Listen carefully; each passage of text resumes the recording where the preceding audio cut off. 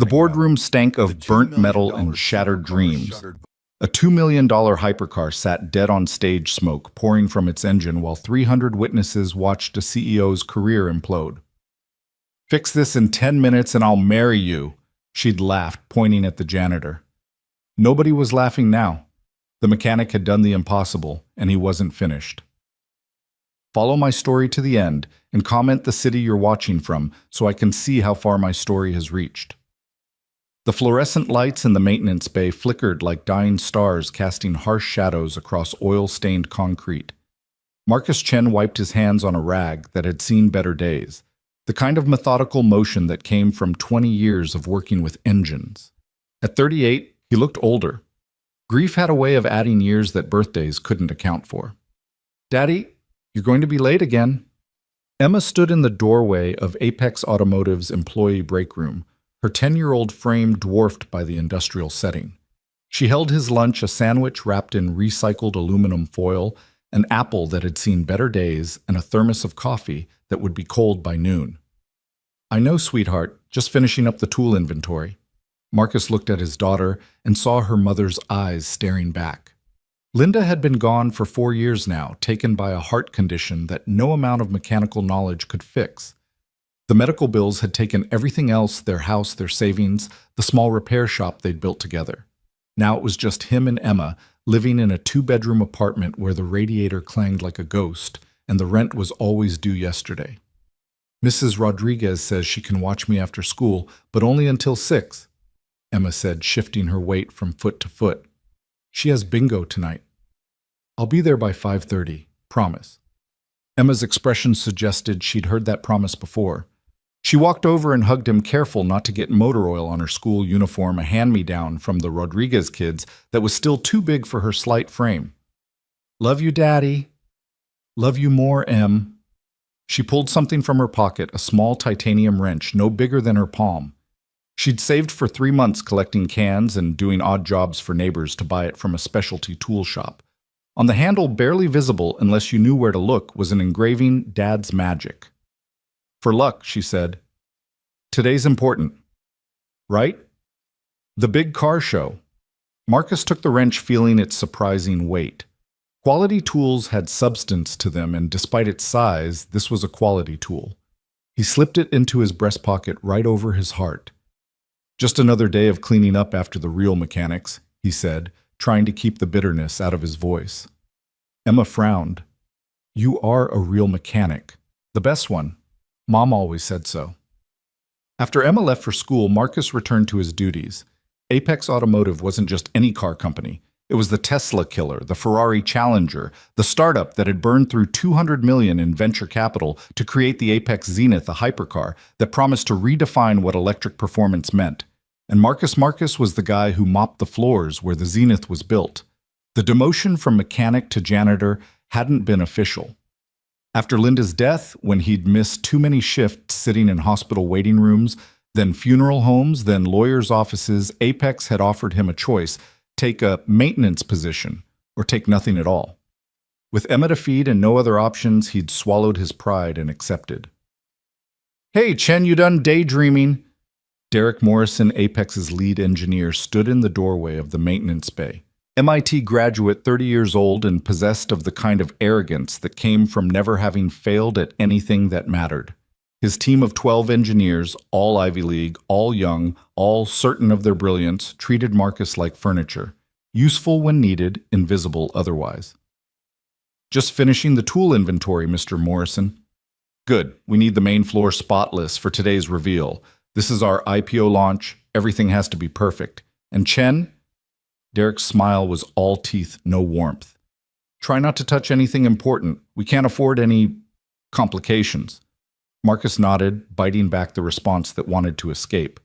Derek didn't wait for an answer, already walking away, probably to his morning meeting where they'd discuss engineering solutions Marcus could solve in his sleep. As Derek disappeared around the corner, Marcus couldn't help himself. He walked over to the engineering station where the Zenith's blueprints were displayed on massive screens. The car was beautiful, he had to admit. Sleek lines that seemed to defy physics. A powertrain that promised 1,000 horsepower, a price tag that started at $2 million. But something was wrong. Marcus had been looking at engines since he was Emma's age, working in his father's shop in Detroit before the factories closed, before the city forgot what made it great. He'd rebuilt his first engine at 12, designed his first modification at 15, and by 25, he and Linda had been running one of the most respected independent shops in Michigan. The cooling system routing on the Zenith was completely fucked. Marcus studied the design more carefully, his trained eye catching what 12 Ivy League engineers had missed. The coolant lines ran too close to the primary battery pack. Under normal conditions, it might be fine. But under stress, the kind of stress that came from showing off a hypercar to potential investors, the heat buildup would be catastrophic. The batteries would overheat.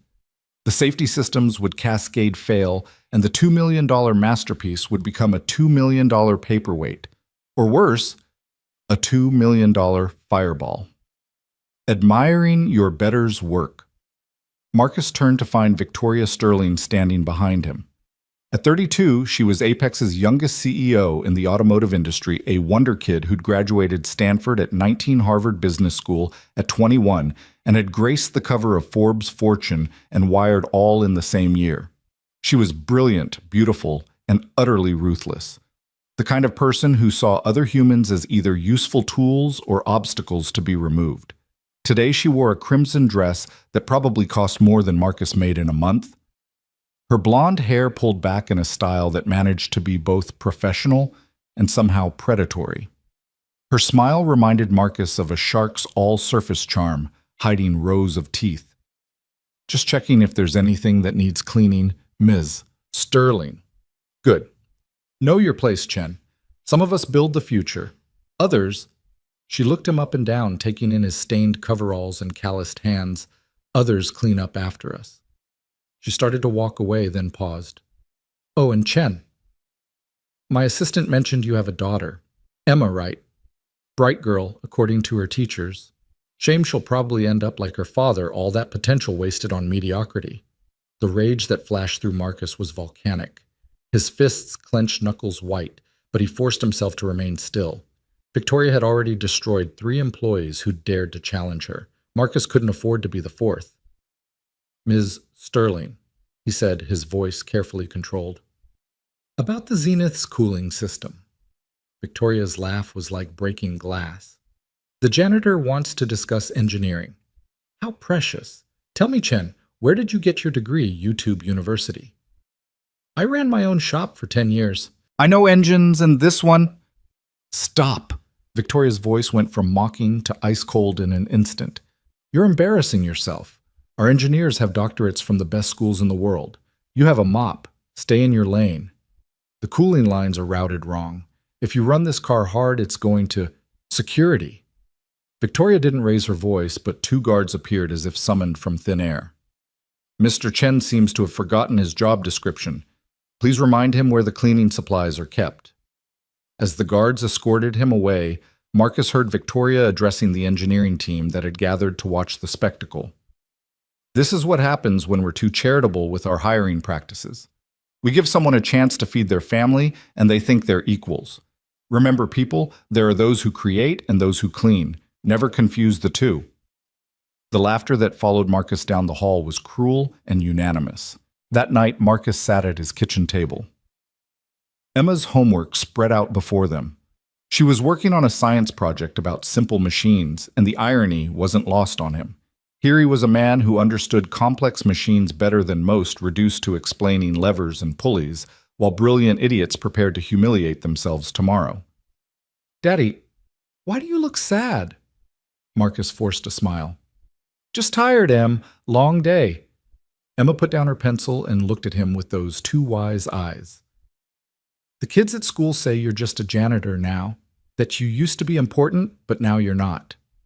The words hit like physical blows. Marcus reached across the table and took his daughter's hands. Emma, listen to me. There's no such thing as just anything. Every job matters. Every person matters. The people who think otherwise, they're the ones who are missing something important. But you could do so much more. I know you could. Remember when you fixed Mr. Rodriguez's car? He said 3 mechanics told him it couldn't be done, but you did it in an afternoon. Marcus squeezed her hands gently. Sometimes M-Life doesn't give you the chances you deserve. Sometimes you have to take what you can get and make the best of it. Emma pulled her hands free and crossed her arms. Mom wouldn't have wanted you to give up. The words hung in the air between them, truth shaped like a knife.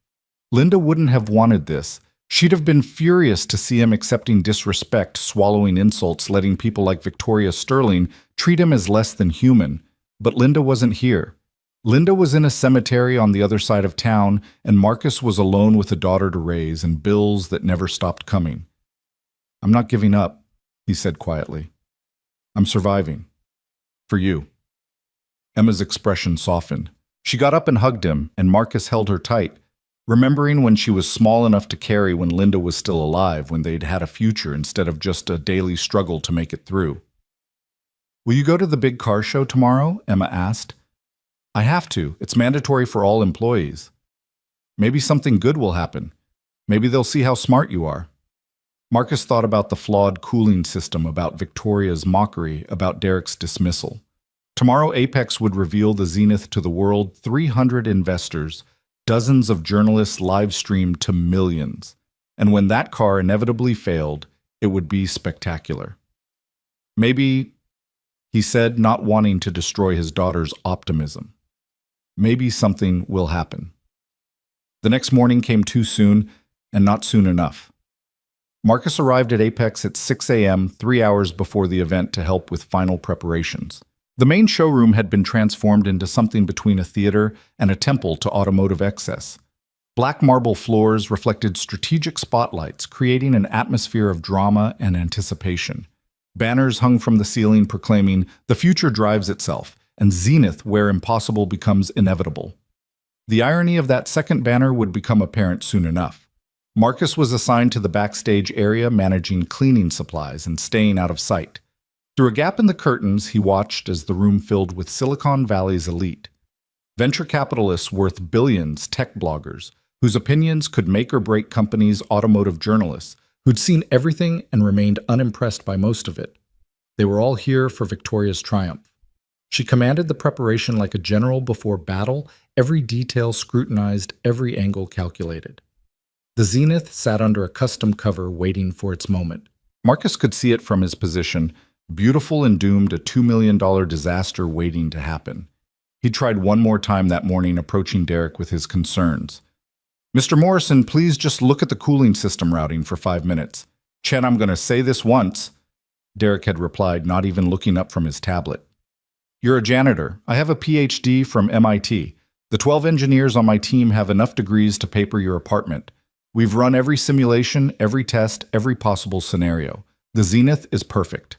Your opinion is neither wanted nor needed. Now go clean something. So Marcus had retreated Emma's titanium wrench in his pocket and waited for the inevitable. At exactly 9 a.m., the lights dimmed. Music, something electronic and aggressive, filled the space. Victoria Sterling walked onto the stage like she owned not just the room, but the entire world. The spotlight followed her, making her crimson dress seem to glow, her smile bright enough to sell anything to anyone. Ladies and gentlemen, she began, her voice carrying perfect confidence. Today, you witness history. Today, Apex Automotive doesn't just enter the hypercar market, we redefine it.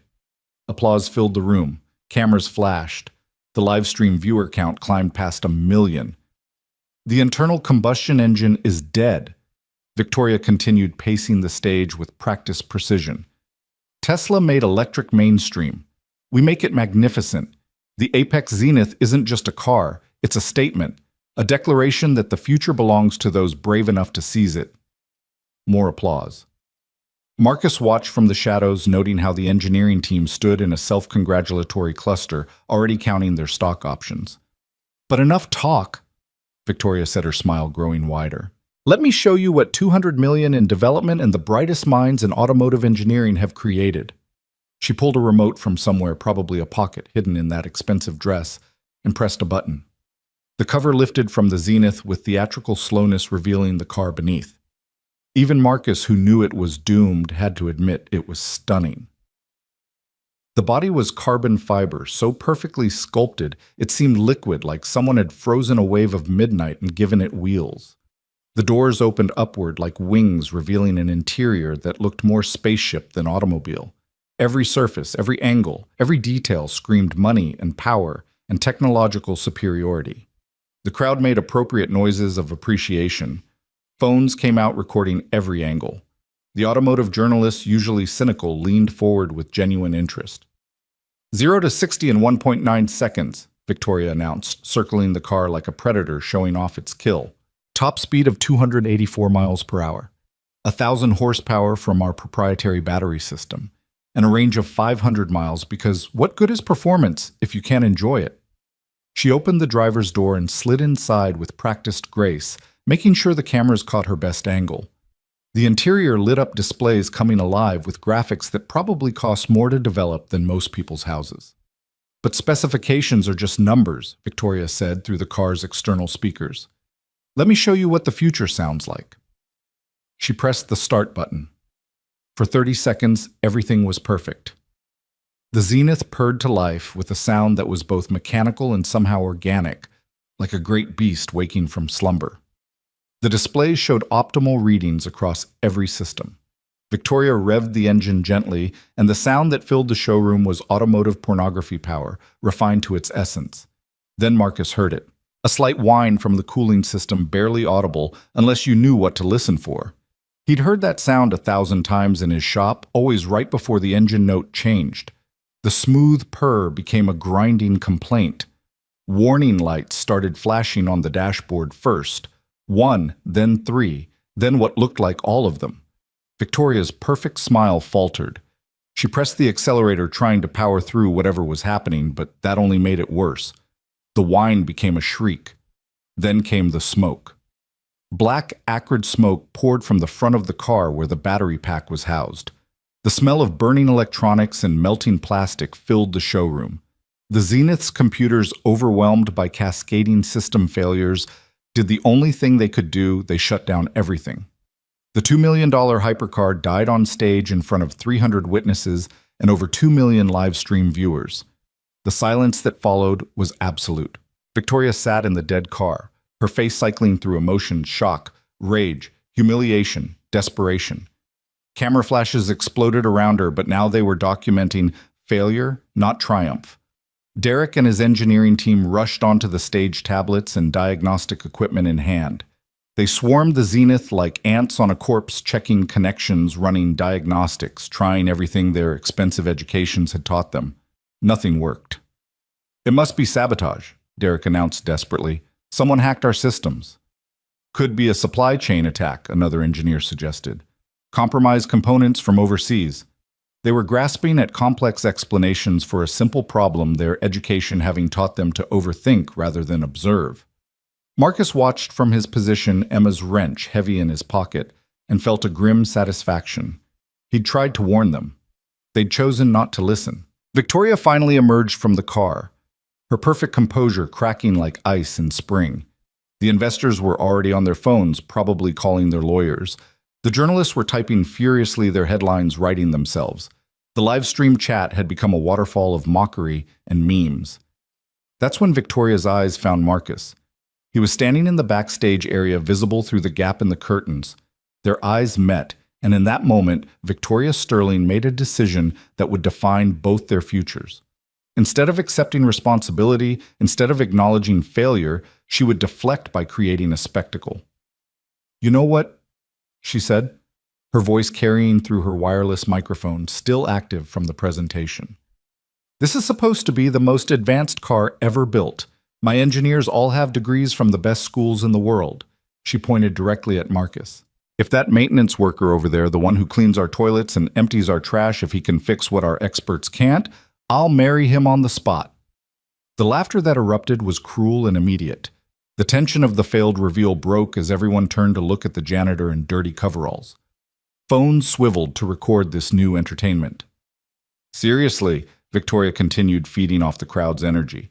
"Our janitor versus a $2 million hypercar. I'll give him 10 minutes. If he can fix it, I'll not only marry him, I'll make him CEO." More laughter. Derek and his team joined in, grateful for the distraction from their failure. "Come on, Chen," Derek called out. "Show us what YouTube University taught you." Maybe he'll try unplugging it and plugging it back in, someone shouted. $10,000 says he doesn't even know how to open the hood, another voice added. Marcus stood frozen, feeling the weight of hundreds of eyes and dozens of cameras. His face burned with familiar humiliation, the same feeling he'd carried for months, as he'd been reduced from mechanic to janitor, from someone who mattered to someone invisible. But then he felt Emma's wrench in his pocket, thought about her face that morning, the pride in her eyes when she'd called him the best mechanic, thought about Linda, who'd always believed in him, who'd have been furious to see him accepting this treatment. And Marcus Chen made a decision. He pulled off his work gloves and walked onto the stage.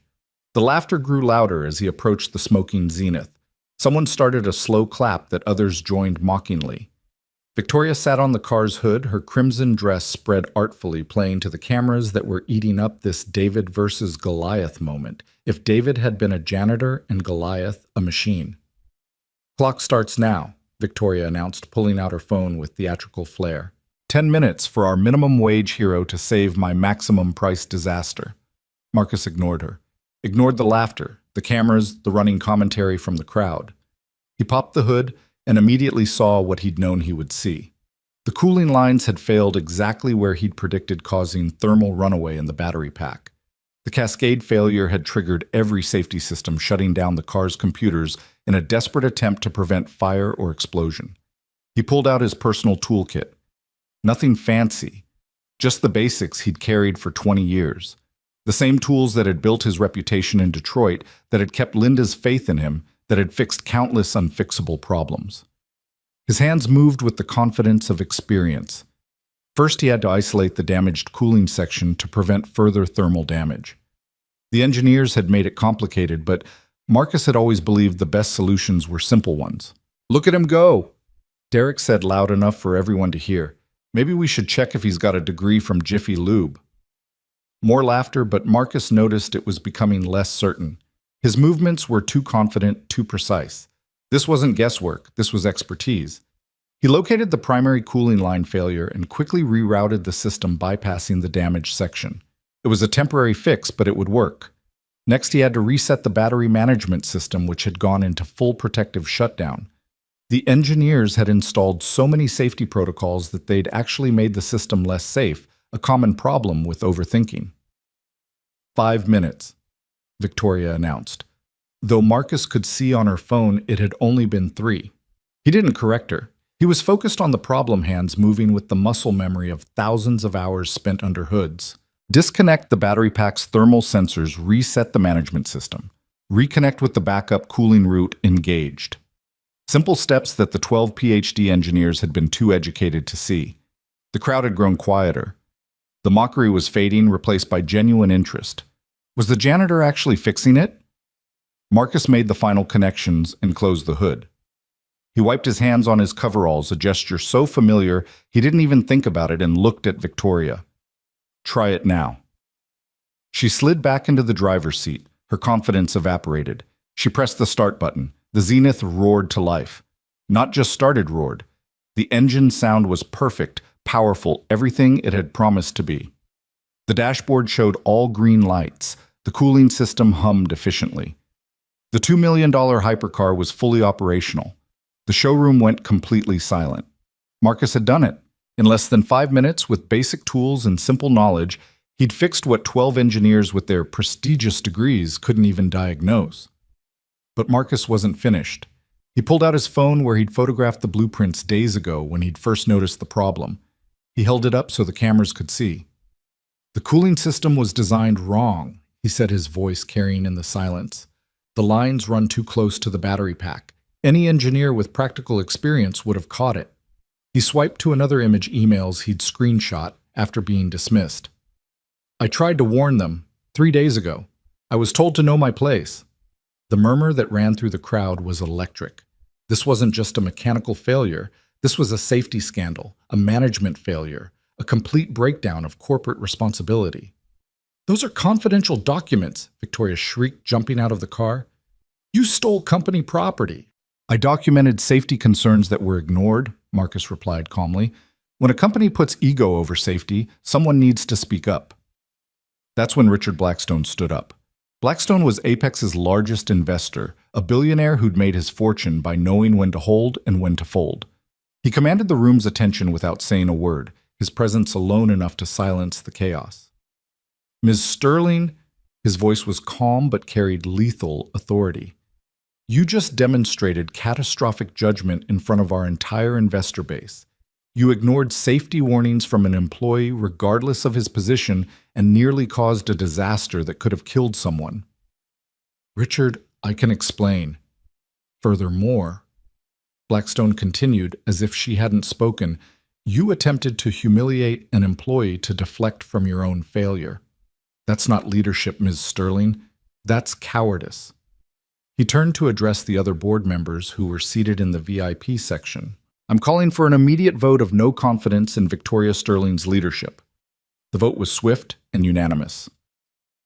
In less than 30 seconds, Victoria Sterling went from CEO to unemployed, her fall captured by hundreds of cameras and witnessed by millions online. But the cruelest blow was yet to come. As security moved to escort her from the building, every single Apex employee in the room stood up and walked out.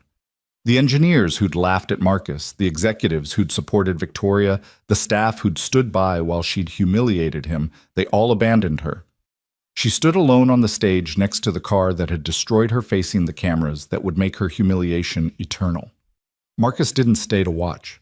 He walked off the stage through the backstage area and out the employee exit. He had to pick up Emma from school. He'd promised to be there by 5:30, and Marcus Chen kept his promises. The video went viral before Marcus even made it to Emma's school. By the time he pulled into the parking lot of Jefferson Elementary in his beat-up Honda Civic, the only thing left from his old life that still worked, his phone had exploded with notifications. He turned it off without looking. Whatever was happening in the digital world could wait. Emma couldn't. She was sitting on the steps outside the main entrance, her backpack beside her, reading a library book about engines. When she saw him, her face lit up with a smile that made everything else irrelevant.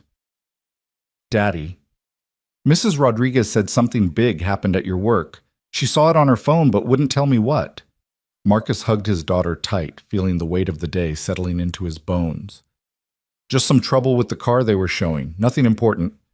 Emma pulled back and studied his face with those two knowing eyes. "Did you fix something?" "Yeah, Em, I fixed something." They drove home in comfortable silence, Emma chattering about her science project and how Tommy Williams had tried to copy her homework but got caught because he'd copied her name too. Normal kid stuff, the kind of problems that made sense, that had solutions, that didn't involve corporate humiliation and viral videos. It wasn't until they got home that Marcus realized the extent of what had happened. Their apartment building's parking lot was full of news vans. Reporters clustered around the entrance like vultures around carrion. Someone spotted his car and the cry went up. "There he is! That's Chen!" They swarmed before Marcus could even turn off the engine.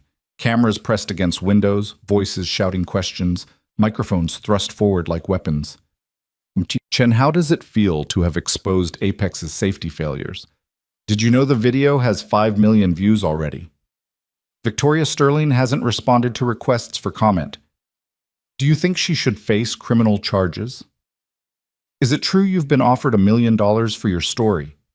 Emma pressed against his side, frightened by the chaos.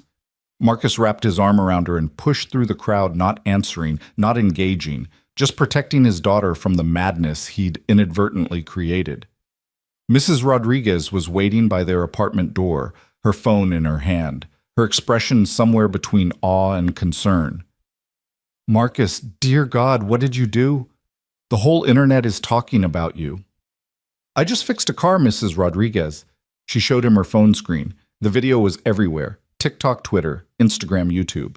Different angles, different edits, but all showing the same thing. Victoria Sterling mocking him fixing the car, her getting fired, and her standing alone as everyone abandoned her. The hashtags were brutal, #janitor justice, #CEO's janitor, massage my Mary. Him now, but tech bro. Tears. "Daddy," Emma whispered, "are you famous?" "No, sweetheart, just visible for a moment. It'll pass." But it didn't pass. By the next morning, Marcus Chen had become the most famous mechanic in America. His story was everywhere: the widowed father, the fallen entrepreneur, the genius reduced to janitorial work who'd exposed corporate incompetence with nothing but hand tools and courage. The apartment building was surrounded. Marcus couldn't leave without being mobbed. Emma couldn't go to school without reporters following. Their quiet life had exploded into chaos. The phone rang constantly. Movie producers, book publishers, documentary makers all wanting his story. Job offers poured in from every major automotive company. Tesla's head of engineering left a personal voicemail. Ferrari sent a formal letter offering him a position in Maranello. But the call that changed everything came from Richard Blackstone himself. "Mr. Chen, I owe you an apology and a debt of gratitude. Would you be willing to meet? I have a proposal that might interest you." Marcus agreed, mostly because Blackstone had the power to call off the media circus. They met at a quiet restaurant in Palo Alto, the kind of place where billionaires made deals that shaped the world. Blackstone had reserved the entire establishment. "You saved my investment," Blackstone said without preamble. "If that car had failed after launch, if someone had been hurt, Apex would have faced lawsuits that would have destroyed the company. Your actions, however unintended, prevented a catastrophe. I just wanted them to listen about the safety issue. And they should have, which brings me to my proposal." Blackstone leaned forward. "I'm now Apex's interim chairman. We need a new CEO. Someone with practical knowledge, integrity, and the courage to speak truth to power. The job is yours if you want it." Marcus almost laughed. "Mr. Blackstone, I don't have an MBA. I don't have any degree. I'm a mechanic who barely finished high school." "You're a mechanic who saw what 12 PhDs missed. You're a man who risked humiliation to prevent danger to others. That's the kind of leadership Apex needs. The salary is $2 million per year plus stock options. Full benefits, company car, housing allowance. Your daughter could attend any school she wanted. You'd never have to worry about money again." $2 million a year. Marcus thought about the past 4 years, counting pennies, skipping meals so Emma could eat, wearing the same coveralls until they fell apart. The offer was everything he'd dreamed of when he lay awake at night wondering how he'd pay rent. "I need to think about it." "Of course. But Marcus, may I call you Marcus? There's something else you should know. Victoria Sterling hasn't given up. She's claiming you sabotaged the car yourself, that you created the problem so you could fix it. She's hired the best lawyers in Silicon Valley. She wants to destroy you." Marcus felt a chill run down his spine. He'd embarrassed one of the most powerful people in tech. Of course there would be consequences. "I have lawyers, too," Blackstone continued. "They'll protect you, but only if you're under Apex's corporate umbrella. As CEO, you'd be untouchable. As a private citizen, well, Victoria has resources and a grudge. Bad combination." That night, Marcus sat with Emma at their small kitchen table, the job offer letter between them. Emma read it with the seriousness of someone much older than 10. $2 million is a lot of money," she said quietly. "It would change our lives, Em. You could go to any school, have anything you wanted. We could buy a house, travel, never worry about money again." Emma was quiet for a long moment. Then she asked, "Would you be happy?" The question hit harder than any reporter's inquiry. Would he be happy running a company, wearing suits, sitting in board meetings, playing corporate politics? "I'd be successful." "That's not what I asked." Marcus looked at his daughter, this child who'd lost her mother too young, who'd watched her father diminished and dismissed, who still believed in him when no one else did. "What would Mom want?" Emma asked.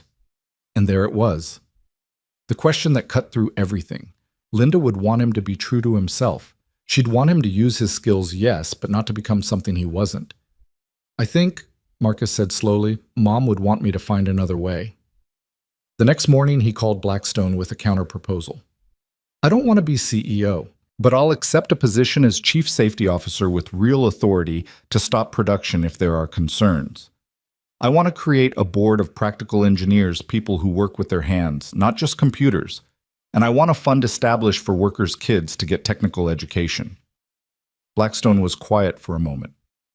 The salary for that position would be significantly less. Maybe $300,000. That's more than enough. "You're turning down $2 million.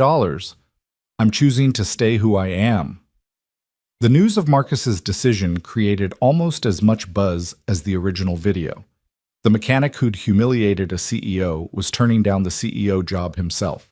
The hot takes came fast and furious. Chen shows corporate America what real integrity looks like. Forbes, the mechanic who said no to millions. Wall Street Journal, why Marcus Chen is the hero we need. Wired. But Victoria Sterling wasn't done. She appeared on a popular tech podcast 3 days after the incident, her first public statement since the humiliation. She'd transformed herself. Gone was the corporate power dresser. Instead, she wore simple clothes, minimal makeup, playing the victim perfectly. "What people don't understand," she said, her voice carefully modulated to sound vulnerable, "is that Marcus Chen had access to those cars for weeks. He could have created the problem himself. Think about it. A disgruntled employee treated badly, seeing a chance for revenge and fame." The interviewer pushed back. "But he tried to warn you about the problem." Did he? Or did he create a paper trail to cover his sabotage? I'm not saying he definitely did it, but isn't it convenient? He fixes a problem only he could see, becomes a hero, gets job offers from everyone. Meanwhile, my life is destroyed. You mocked him publicly, called him a janitor, said you'd marry him if he could fix it. Victoria's eyes actually teared up, a practiced move. "I was under incredible stress. The car had failed, my entire career was on the line. I made a poor joke, yes, but did I deserve to lose everything? To become a meme? To have death threats sent to my family?" The interview went viral too because the internet loved nothing more than a controversy with two sides. Team Marcus versus Team Victoria became an actual thing. Reddit threads exploded with theories. Twitter warriors chose sides. But the real world had bigger problems. The National Highway Traffic Safety Administration opened an investigation into Apex and the Zenith's design. The Securities and Exchange Commission started looking into whether Victoria had misled investors about the car's safety. What had started as a corporate embarrassment was becoming a legal nightmare. Marcus tried to stay out of it. He went to work. His new position came with an actual office and a salary that seemed impossible, and focused on reviewing every Apex design for safety issues. He found 14 major problems in the first week, all of which would have been caught by anyone with practical experience. Emma adjusted to their new life with the resilience of children. They moved to a better apartment, not fancy, but in a neighborhood where the schools were good and the streets were safe. She made friends who didn't know about the video, who just knew her as Emma Chen, the girl who was really good at science. But Victoria Sterling wasn't finished. The lawsuit arrived on a Tuesday morning, delivered by a courier who looked apologetic. Victoria was suing Marcus for defamation, corporate espionage, theft of trade secrets, and intentional infliction of emotional distress. She was seeking $50 million in damages. "It's a scare tactic," Blackstone's lawyers assured him. "She has no case. Oh, you reported safety concerns through proper channels. Everything you did was legal and ethical." But legal battles weren't fought with tools Marcus understood. They were fought with words and procedures and billable hours. Victoria had hired Cromwell Ashford and Associates, the kind of law firm that had ended careers and destroyed companies. The deposition was scheduled for 3 weeks later. Marcus would have to sit in a room with Victoria and her lawyers answering questions under oath while they tried to trip him up to make him admit to something, anything, that would support their case. "Don't worry," his lawyer, a sharp woman named Jennifer Park, told him. "Tell the truth. That's all you have to do. The truth is on your side." But Marcus had learned that truth was a flexible concept in corporate America. It could be twisted, recontextualized, weaponized. And Victoria Sterling was a master at manipulation. The night before the deposition, Emma found him in the living room staring at the titanium wrench she'd given him. "Are you scared, Daddy?" "A little," he admitted. "Why, you didn't do anything wrong." "Sometimes that's not enough, Em. Sometimes people with power can make wrong look right, and right look wrong." Emma sat beside him, her small hand finding his. "Remember what you told me about everyone mattering? Every job being important?" "Yeah. You showed everyone that's true. You showed them that a mechanic could see what engineers couldn't. That's why she's really mad. Not because you embarrassed her, but because you proved her wrong about who matters." Marcus hugged his daughter, wondering when she'd become so wise. The deposition took place in a glass tower in downtown San Francisco, the kind of building that scraped the sky and looked down on the world below. Victoria's lawyers had chosen the location deliberately intimidating, imposing a reminder of the power they wielded. Marcus wore his only suit, the one he'd bought for Linda's funeral. It didn't quite fit anymore, but it was clean and pressed. Jennifer Park met him in the lobby. Remember short answers, yes or no when possible. Don't volunteer information. Don't get emotional. They want to rattle you. The conference room was all glass and chrome, with a view of the bay that probably cost more per square foot than Marcus's annual salary. Victoria was already there, flanked by 3 lawyers in suits that cost more than cars. She looked different. The corporate glamour was gone, replaced by something harder, sharper. Her eyes, when they met his, were full of cold fury. "State your name for the record," the lead lawyer, Harrison Cromwell, himself began. "Marcus Chen." "Mr. Chen, you were employed as a maintenance worker at Apex Automotive, correct?" "Yes. Your duties included cleaning, organizing tools, basic janitorial work." "Yes." "You had no official engineering role?" "No." "No responsibility for vehicle design or safety?" "No official responsibility." Cromwell smiled, the expression of a predator sensing weakness. "But you took it upon yourself to review confidential blueprints. They were displayed openly in the engineering bay. Did you have permission to study them?" "I didn't need permission to look at something in plain sight." "Mr. Chen, did you have the authority to assess vehicle designs?" Jennifer objected, but Cromwell pressed on. For 3 hours, he tried every angle, every approach, trying to get Marcus to admit he'd overstepped, that he'd violated company policy, that he'd acted out of revenge or jealousy or greed. Marcus answered simply, truthfully, without elaboration. Yes, he'd seen the blueprints. Yes, he'd identified a safety issue.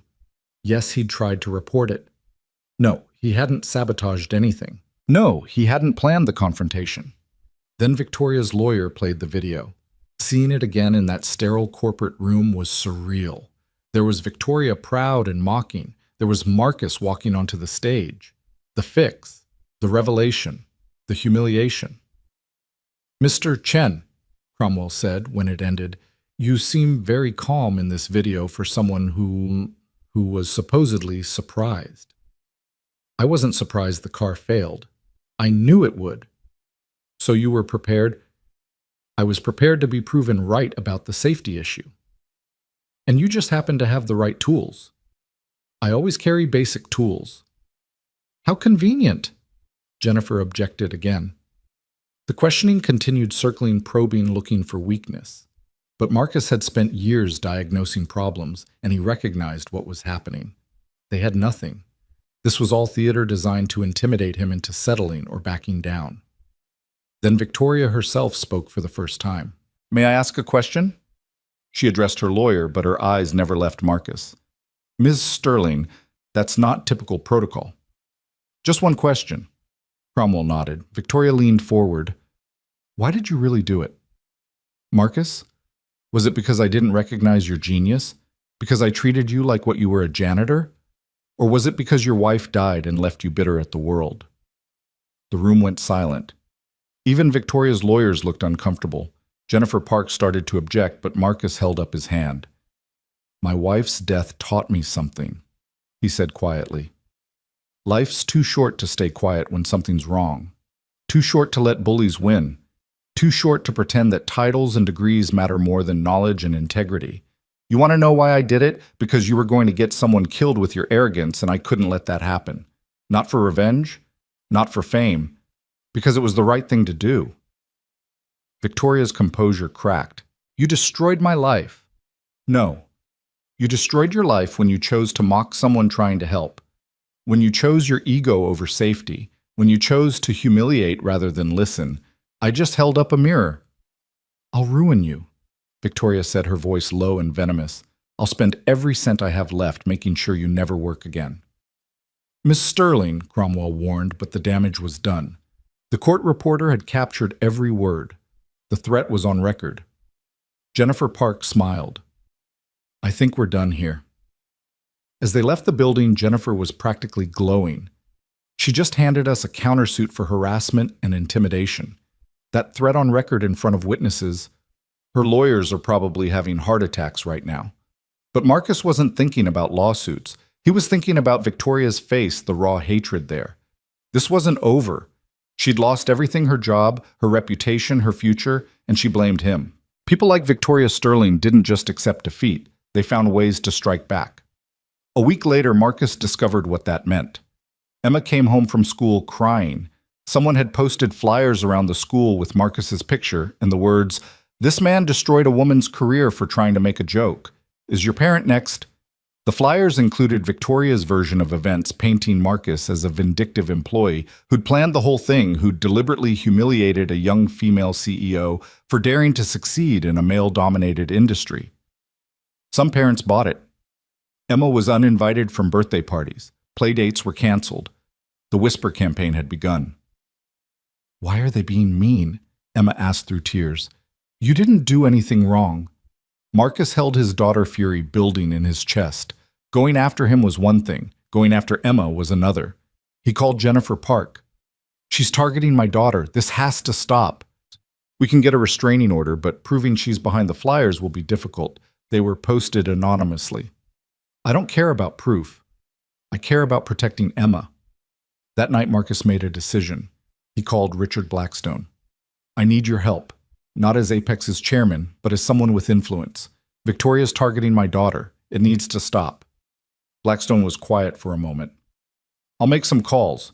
Victoria has investors in her new venture. They might be interested to know about her behavior." "What new venture?" "She's starting a competing company. Sterling Motors. Already has $20 million in seed funding." Marcus felt his stomach drop. Victoria wasn't going away. She was rebuilding, and she'd carry her grudge forever. The next morning, something unexpected happened. A group of mechanics and technicians from around the Bay Area showed up at Apex.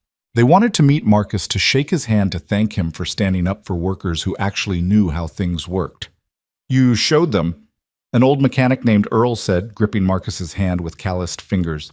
"Showed them that all their fancy degrees don't mean shit if they can't turn a wrench." Word spread. More workers came. By noon, there were hundreds of them filling Apex's parking lot. Not protesting, just present. Showing solidarity with one of their own who'd been heard for once. The media noticed. The narrative began to shift from disgruntled employee versus female CEO to working-class hero stands up to corporate arrogance. The flyers at Emma's school were removed. Parents who'd canceled playdates called to apologize. But the sweetest vindication came from an unexpected source. James Morrison, Derek's younger brother and a mechanic at a Toyota dealership, publicly released a recording. On it, Derek could be heard from weeks before the incident dismissing safety concerns about the Zenith. "I don't care if it's not perfect," Derek's voice said clearly. "Victoria wants it launched on schedule. We'll fix any problems in post-production. The important thing is the stock price." The recording went viral instantly. It corroborated everything Marcus had said, proved that safety concerns had been systematically ignored, and showed that the failure went beyond just Victoria, it was institutional. Derek was fired within hours. 3 other engineers resigned. The NHTSA expanded their investigation, and Victoria Sterling's new company suddenly found its funding drying up as investors fled from the scandal. Marcus watched it all unfold from his small office at Apex, Emma's titanium wrench on his desk. He took no joy in the destruction. These were careers-ending lives, changing families affected. But he also thought about all the drivers who would have been in danger if the Zenith had launched without fixes, all the workers whose safety concerns were dismissed, all the people told they didn't matter because they didn't have the right credentials. Sometimes tearing down was necessary before building up could begin. His phone rang. Jennifer Park. "Victoria's lawyers want to settle. Drop the lawsuit, sign an NDA, everyone walks away." "No NDA. She drops the lawsuit and leaves me and my daughter alone. That's it." "Marcus, she's offering money too. Significant money." "I don't want her money. I want her gone from our lives." 2 days later, the lawsuit was dropped. Victoria Sterling disappeared from public view entirely. Some said she'd left the country. Others claimed she was living under an assumed name in Los Angeles. Marcus didn't care as long as she stayed away from Emma. The autumn rain hammered against the windows of Apex Automotive like accusations, each drop a reminder that the storm was far from over. Marcus stood in his office watching the parking lot below where employees rushed through the downpour and thought about how much had changed in 6 months. The Zenith had been fixed, redesigned, and successfully launched. Sales were strong. The company had recovered from the scandal. Marcus's safety protocols had prevented 3 potentially catastrophic failures in other models. By every metric, he was succeeding. So why did he feel like something was coming? Emma had noticed it too. That morning over breakfast, she'd asked, "Are you worried about something, Daddy?" "No, sweetheart. Just thinking about work." But she'd given him that look, the one that said she knew he was holding something back. Emma had developed a radar for trouble, probably from living through too much of it. The feeling crystallized when Jennifer Park called. "Marcus, we have a problem. Victoria Sterling is back." The words hit like ice water. "What do you mean back?" "She's been hired as a technical consultant for Meridian Automotive. They're Apex's biggest competitor. And Marcus, she's leading their new hypercar project, the one designed to compete directly with the Zenith." Marcus sat down slowly. Meridian Automotive had deep pockets and a reputation for playing dirty. If Victoria was there, she wasn't just back, she was armed. "There's more," Jennifer continued. "She's been recruiting. 3 of Apex's engineers have already jumped ship. She's offering double salaries and promising them recognition for their work, the exact opposite of how she treated people before. She's learned. That's what worries me. A humiliated Victoria Sterling was dangerous. A Victoria Sterling who's learned from her mistakes, that's terrifying." That afternoon, Richard Blackstone called an emergency board meeting. The conference room was tense, filled with executives who thought the Victoria problem was behind them. "She's not just working for Meridian," Blackstone announced. "Our intelligence suggests she's been given complete autonomy over their hypercar division, unlimited budget, and she's filing patents at an alarming rate." "Patents for what?" someone asked. "Technologies that sound suspiciously similar to what we're developing. Either she's parallel developing, which is unlikely, or we have a mole," Marcus finished. The room went silent. Corporate espionage was serious. It meant lawyers' investigations and paranoia that could tear a company apart from the inside. "I want a full security review," Blackstone ordered. "Check everyone with access to sensitive information. Meanwhile, we accelerate our own development. We can't let Meridian beat us to market." After the meeting, Marcus returned to his office to find someone waiting for him. Derek Morrison, the former lead engineer who'd been fired after the recording surfaced.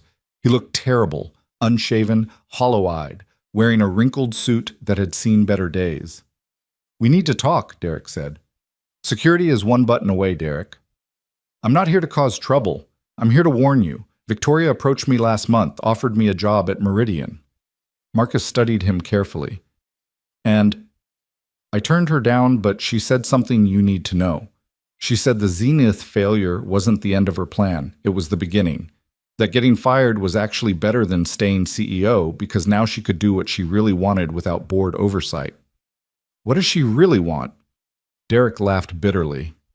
"To destroy you, obviously, but more than that, to prove that she was right all along, that credentials and connections matter more than practical knowledge. She's building something at Meridian, Marcus. Something designed specifically to humiliate Apex and you personally. Why are you telling me this? Because I might have been an arrogant ass, but I'm not a traitor, and because—" Derek paused, seeming to struggle with the words. "Because you were right. About the safety issues, about the importance of practical experience. I spent so many years believing my degree made me superior that I forgot what actual engineering meant." Marcus considered this. Derek could be lying, could be a plant from Victoria, but something in his defeated posture suggested genuine regret. "What do you know about her project?" "Not much, but I know she's been reaching out to everyone who was hurt by the Zenith scandal, offering them redemption, a chance to prove themselves. She's building an army of people with grudges against Apex." That night, Marcus went home to find Emma working on a new science project, a model of an engine made entirely from recycled materials. "It's about showing that you don't need expensive stuff to understand how things work," she explained, hot gluing a plastic bottle to a cardboard base. Marcus helped her, trying to focus on the simple pleasure of building something with his daughter, but his mind kept returning to Victoria's plan. She was out there plotting, building, preparing something. The first sign of her strategy became clear a week later. A YouTube channel called Real Engineering Truth posted a video titled The Mechanic Myth: How Marcus Chen Nearly Destroyed American Innovation. It was professionally produced with slick graphics and compelling narration. The video painted Marcus as a saboteur who'd held back progress, who'd used his position to undermine brilliant engineers out of jealousy. The channel had no clear owner, but the production value screamed money. Within days, the video had millions of views and thousands of comments debating whether Marcus was really a hero or a villain. More videos followed. The danger of anti-intellectualism in tech. Why experience without education is killing innovation. Each one subtly undermining Marcus's reputation, reframing the narrative. It's character assassination, Jennifer Park said during an emergency meeting. But it's legal. They're not making specific false claims, just presenting opinion as fact. Can we trace who's behind it? Shell companies and foreign servers. Whoever's doing this knows how to hide. But Marcus knew. This had Victoria's fingerprints all over it, smart, subtle, designed to erode rather than explode. The campaign was working. Engineers at Apex started treating Marcus differently, questioning his decisions, asking if his practical experience was really superior to their education. The unity that had formed after the Zenith incident began to fracture. Then came the announcement that changed everything. Meridian Automotive held a press conference on a Tuesday morning streamed live to the world. The CEO, Harrison Cross, stood beside a covered vehicle, but it was the person next to him that made Marcus's blood run cold. Victoria Sterling looked transformed. Gone was both the corporate power dresser and the victim she'd played in interviews. This was Victoria 3.0 professional, but approachable, confident, but not arrogant. She'd learned to modulate herself to present the image needed for the moment. Ladies and gentlemen, Cross announced, Meridian Automotive is proud to introduce the future of sustainable hypercars. The phoenix rising from the ashes of failed innovation to show the world what's possible when genius is properly supported. The cover dropped, and Marcus had to admit the car was stunning. Sleeker than the Zenith with design elements that seemed to address every criticism of Apex's vehicle. It was painted in a gradient that shifted from black to gold, literally embodying the rise from ashes theme. But a car is only as good as its engineering, Cross continued, which is why I'm proud to announce that Victoria Sterling, one of the brightest minds in automotive technology, is leading this project. Victoria stepped forward, and her smile was perfect, humble enough to seem reformed, confident enough to command respect. Thank you, Harrison. 6 months ago, I learned valuable lessons about hubris and the importance of every voice in innovation.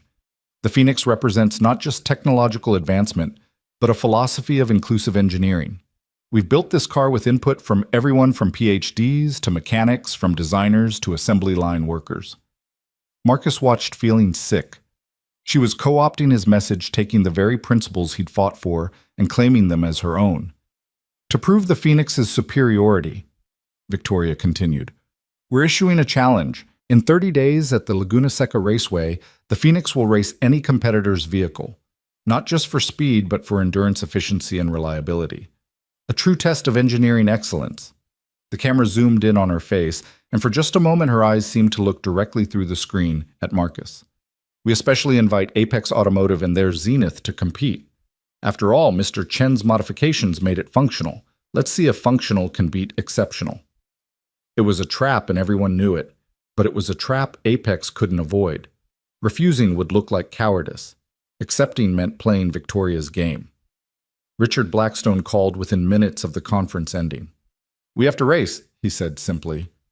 Stock price is already dropping on speculation that we're afraid to compete. She's had months to prepare. She knows our vehicle inside and out. Then we'll have to be better. Marcus, I'm putting you in charge of race preparation. Whatever you need, whoever you need, you have it. Marcus hung up and looked at Emma's titanium wrench on his desk. David versus Goliath again. Except this time Goliath had learned from the last fight. He assembled a team that afternoon, not just engineers but mechanics, test drivers, even assembly line workers who knew the Zenith's every bolt and wire. If Victoria wanted to play inclusive engineering, he'd show her what that really meant. She's expecting us to just upgrade the existing Zenith, Marcus told the team. But that's not what we're going to do. We're going to rebuild it from the ground up, keeping what works, fixing what doesn't, and adding innovations she won't see coming. An eager young engineer named Sarah Kim raised her hand. What kind of innovations? The kind that come from actually listening to drivers, not just computers. Sarah, I want you to spend 3 days with our test drivers. Don't read reports, ride with them. Feel what they feel. Understand what the data doesn't show. He turned to Tony Martinez, a mechanic with 30 years' experience. Tony, you've been complaining about the brake cooling system since day one. Show us what you do differently. You serious? Tony asked, surprised. You want my input on $1 million car? I want your input because you fixed more brake failures than anyone in this room has simulated. Real experience matters. The team worked 18-hour days. Marcus barely saw Emma coming home after she was asleep, leaving before she woke. The guilt ate at him, but he told himself it was temporary just until the race. Emma understood in her way. She left him notes on his pillow. You've got this, Daddy. Show them what fixing really means. Mom would be proud. 2 weeks into preparation, they had their first breakthrough. Sarah Kim, after riding with test drivers, identified a steering response lag that was imperceptible in data but frustrating in practice. The fix was simple, a software adjustment that cost nothing but improved handling dramatically. Tony's brake cooling redesign added 20% more efficiency with parts that actually cost less than the original design. Simple is better, he said with a shrug. Always has been. But for every breakthrough there were setbacks. Parts that should have been delivered on time were mysteriously delayed. Test data was leaked online before they could implement changes. It was clear they had a spy, but finding them would take time they didn't have. Marcus decided on a different approach. During a team meeting, he announced false plans loudly enough to be overheard, then implemented the real improvements in secret working with a small, trusted circle after hours. It was exhausting, paranoid work, but necessary. A week before the race disaster struck, the Zenith's new engine management system, the heart of their improvements, crashed during a test run. The car died at 180 miles per hour on the test track. The driver walked away, but the car was damaged, and worse, they couldn't figure out what had caused the failure. It's like the code just corrupted itself, Sarah Kim reported, exhausted after 12 hours of debugging. This doesn't make sense. It was perfect yesterday. Marcus studied the code, though programming wasn't his expertise. Something about the failure pattern seemed familiar, intentional even. Then he saw at a tiny subroutine buried deep in the code, something that would only activate under specific race conditions. It's sabotage, he said quietly. Someone inserted a kill switch. The room erupted in angry voices, accusations, paranoia. Trust completely shattered. Everyone looked at everyone else with suspicion. Stop, Marcus commanded. This is what she wants. Us turning on each other, falling apart. We don't have time for a witch hunt. Sarah, can you remove the malicious code? Yes, but if there's one, there might be others. Then we go analog. Marcus made a decision that would have horrified most modern engineers. Strip out every non-essential electronic system. Replace computer controls with mechanical ones where possible. Make this car unhackable. That's insane, someone protested. We'll lose efficiency, telemetry, half our advantages. We'll lose the race if the car dies on the track. I'd rather finish driving a go-kart than not finish in a spaceship. They worked around the clock for 3 days, essentially rebuilding half the car. Marcus's hands were cut and bleeding from the work, his back screaming from hours bent over the engine. But piece by piece, they created something unique, a hypercar that combined cutting-edge technology with old-school reliability. The night before they had to leave for Laguna Seca, Marcus finally made it home before Emma's bedtime. She was waiting for him, her science project complete. I won first place, she said quietly. The judges said it showed true innovation, making something amazing from simple parts. Marcus hugged her, tears threatening. He'd missed her presentation, missed her victory, missed another moment he couldn't get back. I'm sorry I wasn't there. It's okay, Daddy. You were building something amazing from simple parts, too. They sat together on the couch, Emma curled against his side, and Marcus told her about the race, about Victoria's challenge, about what it meant. Are you going to win? She asked. I don't know. She's smart, she's prepared, and she wants to win more than anything. But you have something she doesn't. What's that? Emma pulled out the titanium wrench, the one she'd given him that had become famous. You fix things because it's right, not because you want to beat someone. That's your real superpower. The next morning, the Apex team loaded up for Laguna Seca. The track with its famous corkscrew turn was considered one of the most challenging in America. It would test every aspect of both cars' speed handling endurance and driver skill. Marcus was running final checks when Richard Blackstone appeared. "There's something you should know," Blackstone said quietly. "Our investigators found the mole. It was James Morrison Derrick's brother, the one whose recording helped vindicate you." Marcus felt like he'd been punched. What?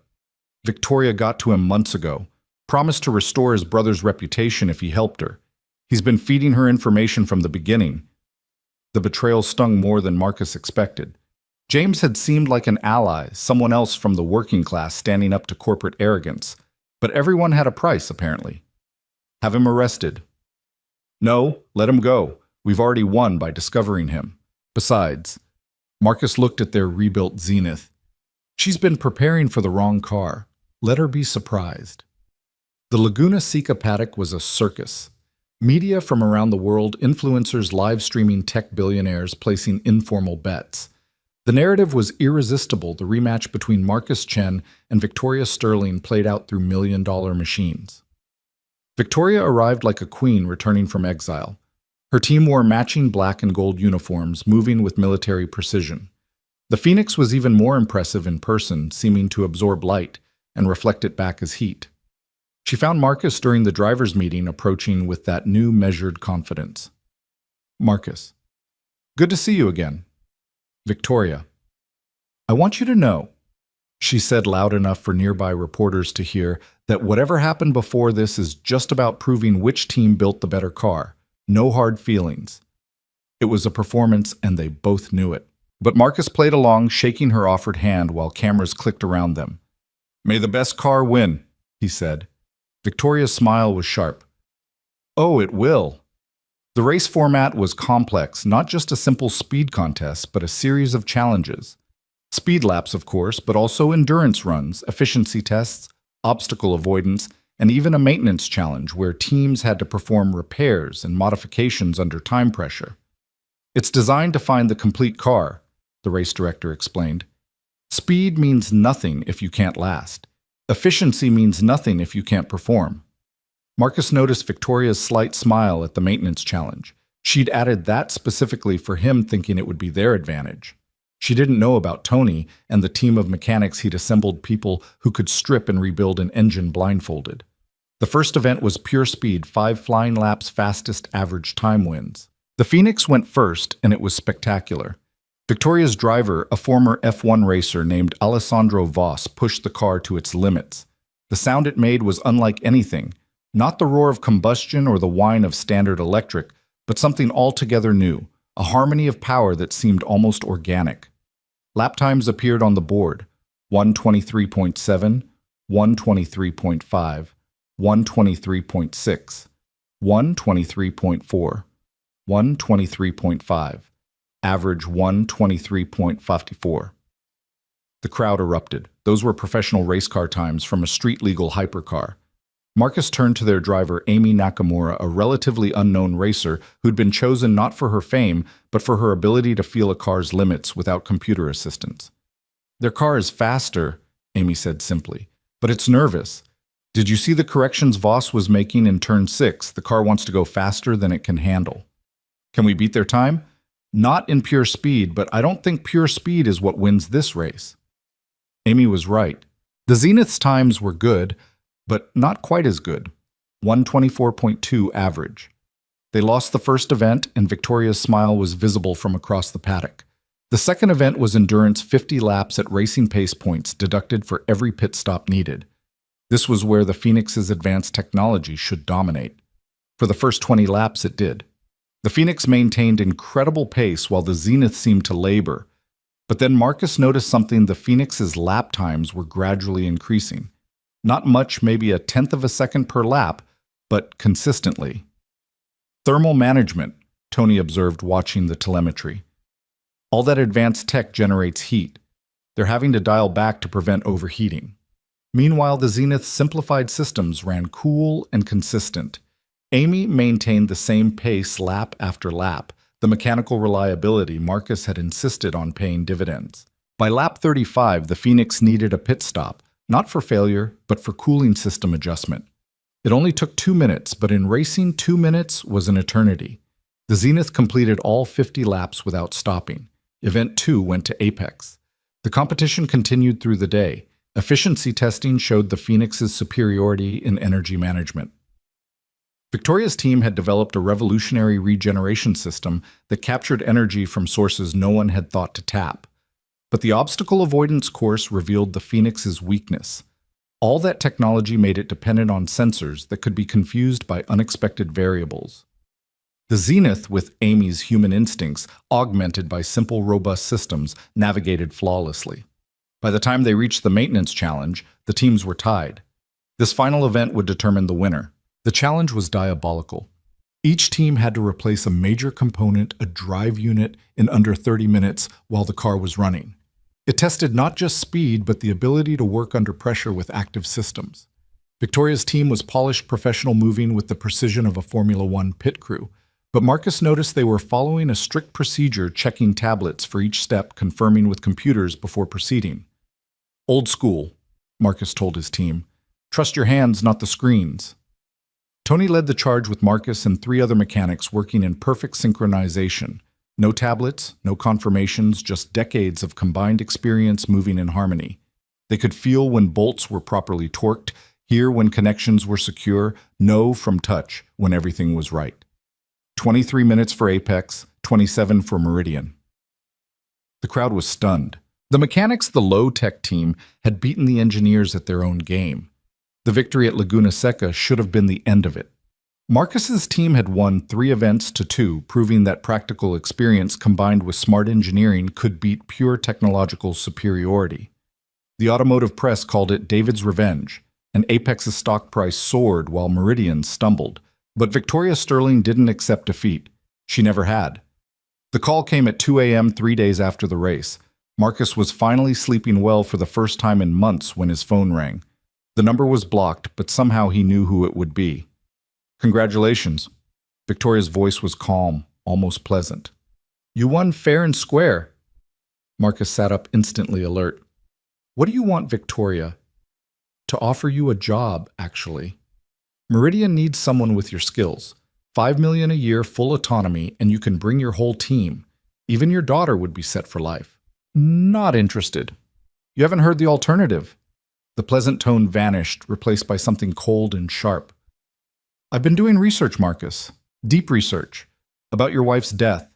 About the hospital that treated her. About the experimental treatment that was available but wasn't offered to someone of your economic status." Marcus's blood turned to ice. "What are you talking about?" Stanford Medical had a trial program for her specific condition, 90% success rate. But it was expensive experimental, not covered by insurance. They never even told you it existed, did they? The phone trembled in Marcus's hand. He'd always wondered if there had been something more, some treatment they'd missed. But he'd trusted the doctors believed them when they said they'd done everything possible. "You're lying. Check your email." Against his better judgment, Marcus opened his email. There it was, documents from Stanford Medical's trial program dated 3 months before Linda's death. Eligibility criteria that Linda met perfectly. Success stories from patients with her exact condition. "They chose not to tell you because they knew you couldn't afford it," Victoria continued. $200,000 would have saved her life. But you were just a mechanic with a small shop, not worth the effort. Marcus couldn't breathe. The room spun around him. $200,000. He could have borrowed it, sold everything, found a way. If only he'd known. "Why are you telling me this?" "Because I want you to understand something. The system that let your wife die. That's the same system you're protecting by staying at Apex. The hierarchy that values money over merit, connections over compassion. You think you're fighting it, but you're just another cog in the machine. You're part of that system too." "I was. But I've learned something. The system can't be reformed from within. It has to be destroyed and rebuilt. That's what I'm really doing at Meridian. Not just building cars, but creating a new model. One where talent is recognized regardless of background. Marcus wanted to hang up, but the documents on his screen held him paralyzed. Page after page of evidence that Linda could have been saved. "Join me," Victoria said. "Together we can tear down the old guard and build something better. Or stay at Apex knowing that you're working for the same kind of people who let your wife die. You humiliated me, tried to destroy me. And I apologize for that. I was wrong. I was everything I claimed to hate, arrogant, dismissive, cruel. But failure taught me what success never could. I've changed Marcus. Let me prove it." The line went dead. Marcus didn't sleep the rest of the night. He read every document, researched every claim. It was all true. Stanford Medical had run the program. Linda had qualified. The only barrier had been money and the hospital's decision not to inform them of the option. When Emma woke up for school, she found him still at his laptop. Eyes red, hands shaking. "Daddy, what's wrong?" How could he tell her? How could he explain that her mother might have lived if they'd had money, if the system had been fair, if someone had just told them the truth?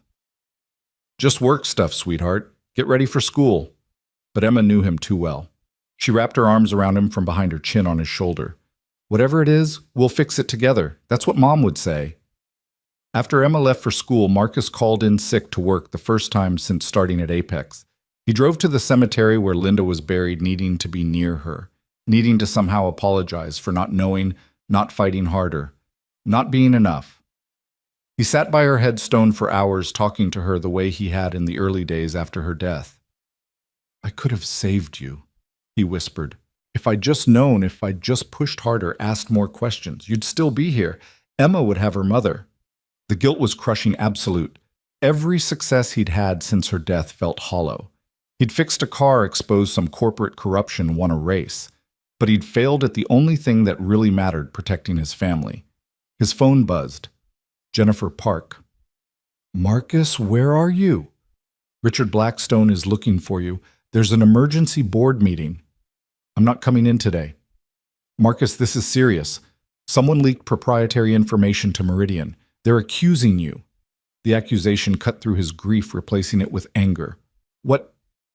"Security footage shows you accessing files you shouldn't have been looking at 2 nights ago.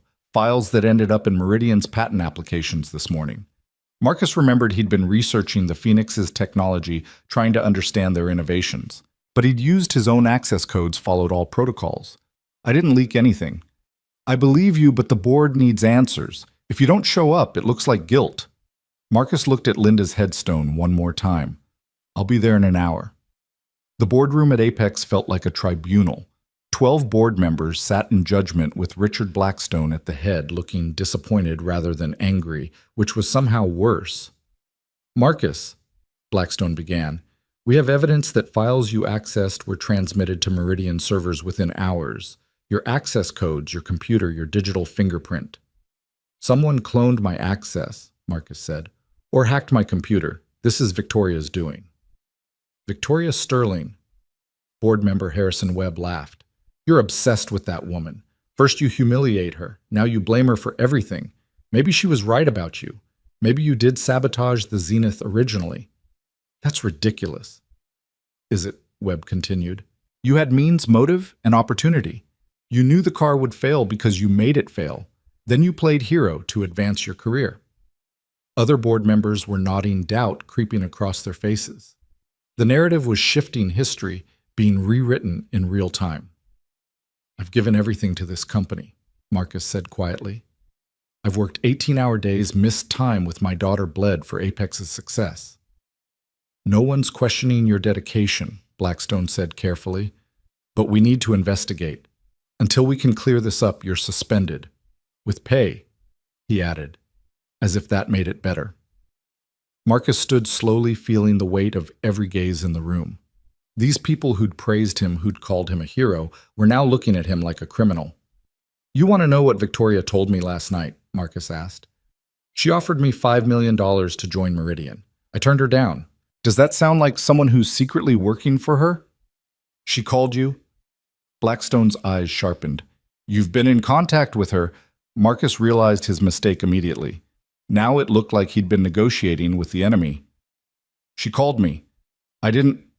I think you should go, Blackstone said. We'll contact you when the investigation is complete. Marcus left the building in a daze. In the parking lot, reporters were already gathering. Someone had leaked the suspension, probably to damage Apex's stock price. Mr. Chen, is it true you've been accused of corporate espionage? Did you sabotage the original Zenith launch? Are you secretly working for Victoria Sterling? He pushed through them to his car, their questions following him like accusations. By the time he got home, the story was already online. Fall of a hero Marcus Chen suspended for suspected corporate espionage. Emma was home from school early release day he'd forgotten. She was watching the news on her tablet, tears streaming down her face.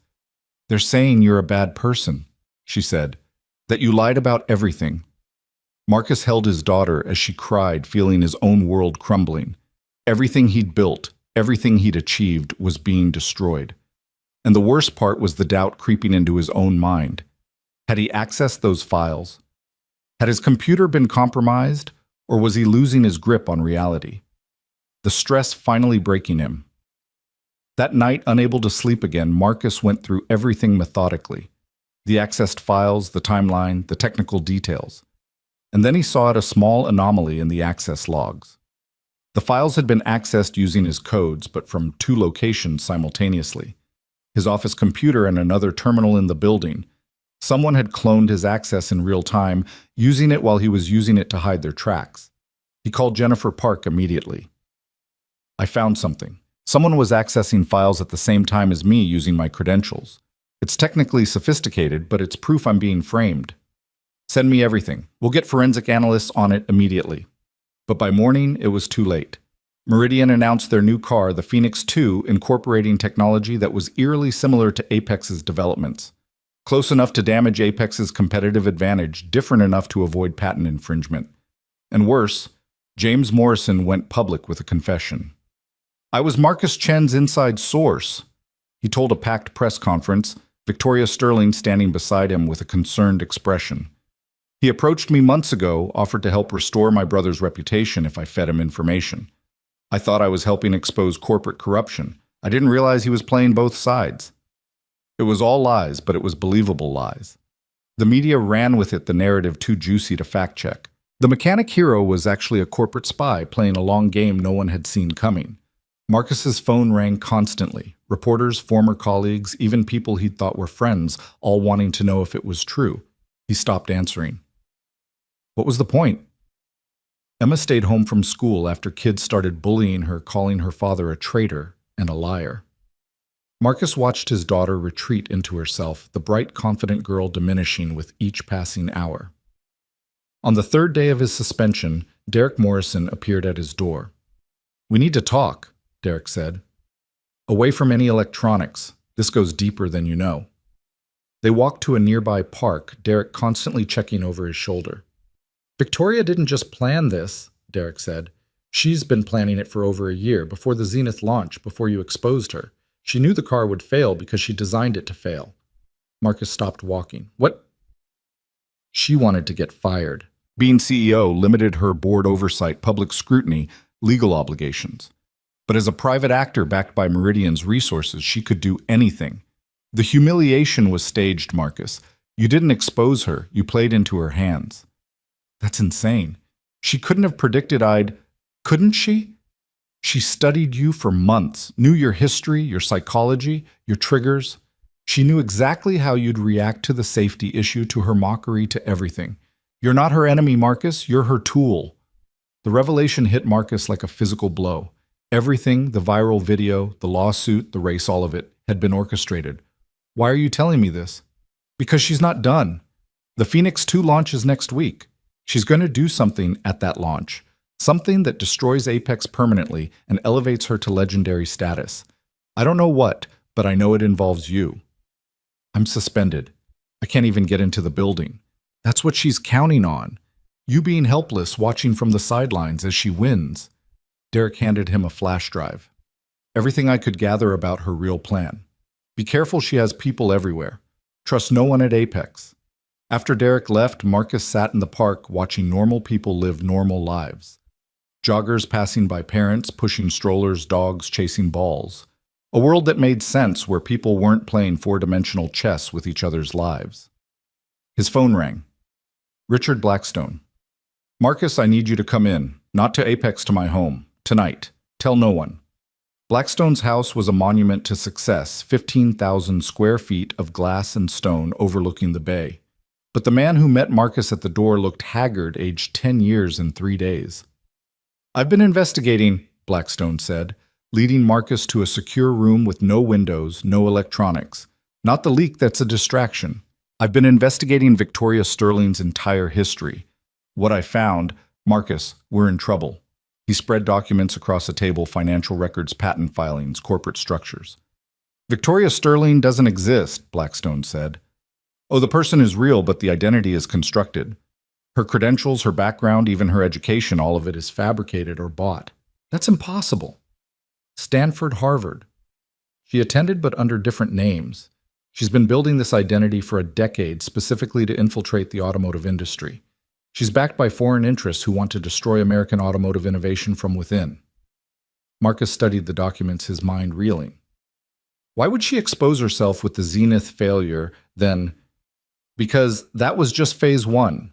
Establish herself as a victim, gain sympathy, rebuild with unlimited resources. Phase two is destroying Apex and acquiring our technology for her backers. Phase three. Blackstone paused.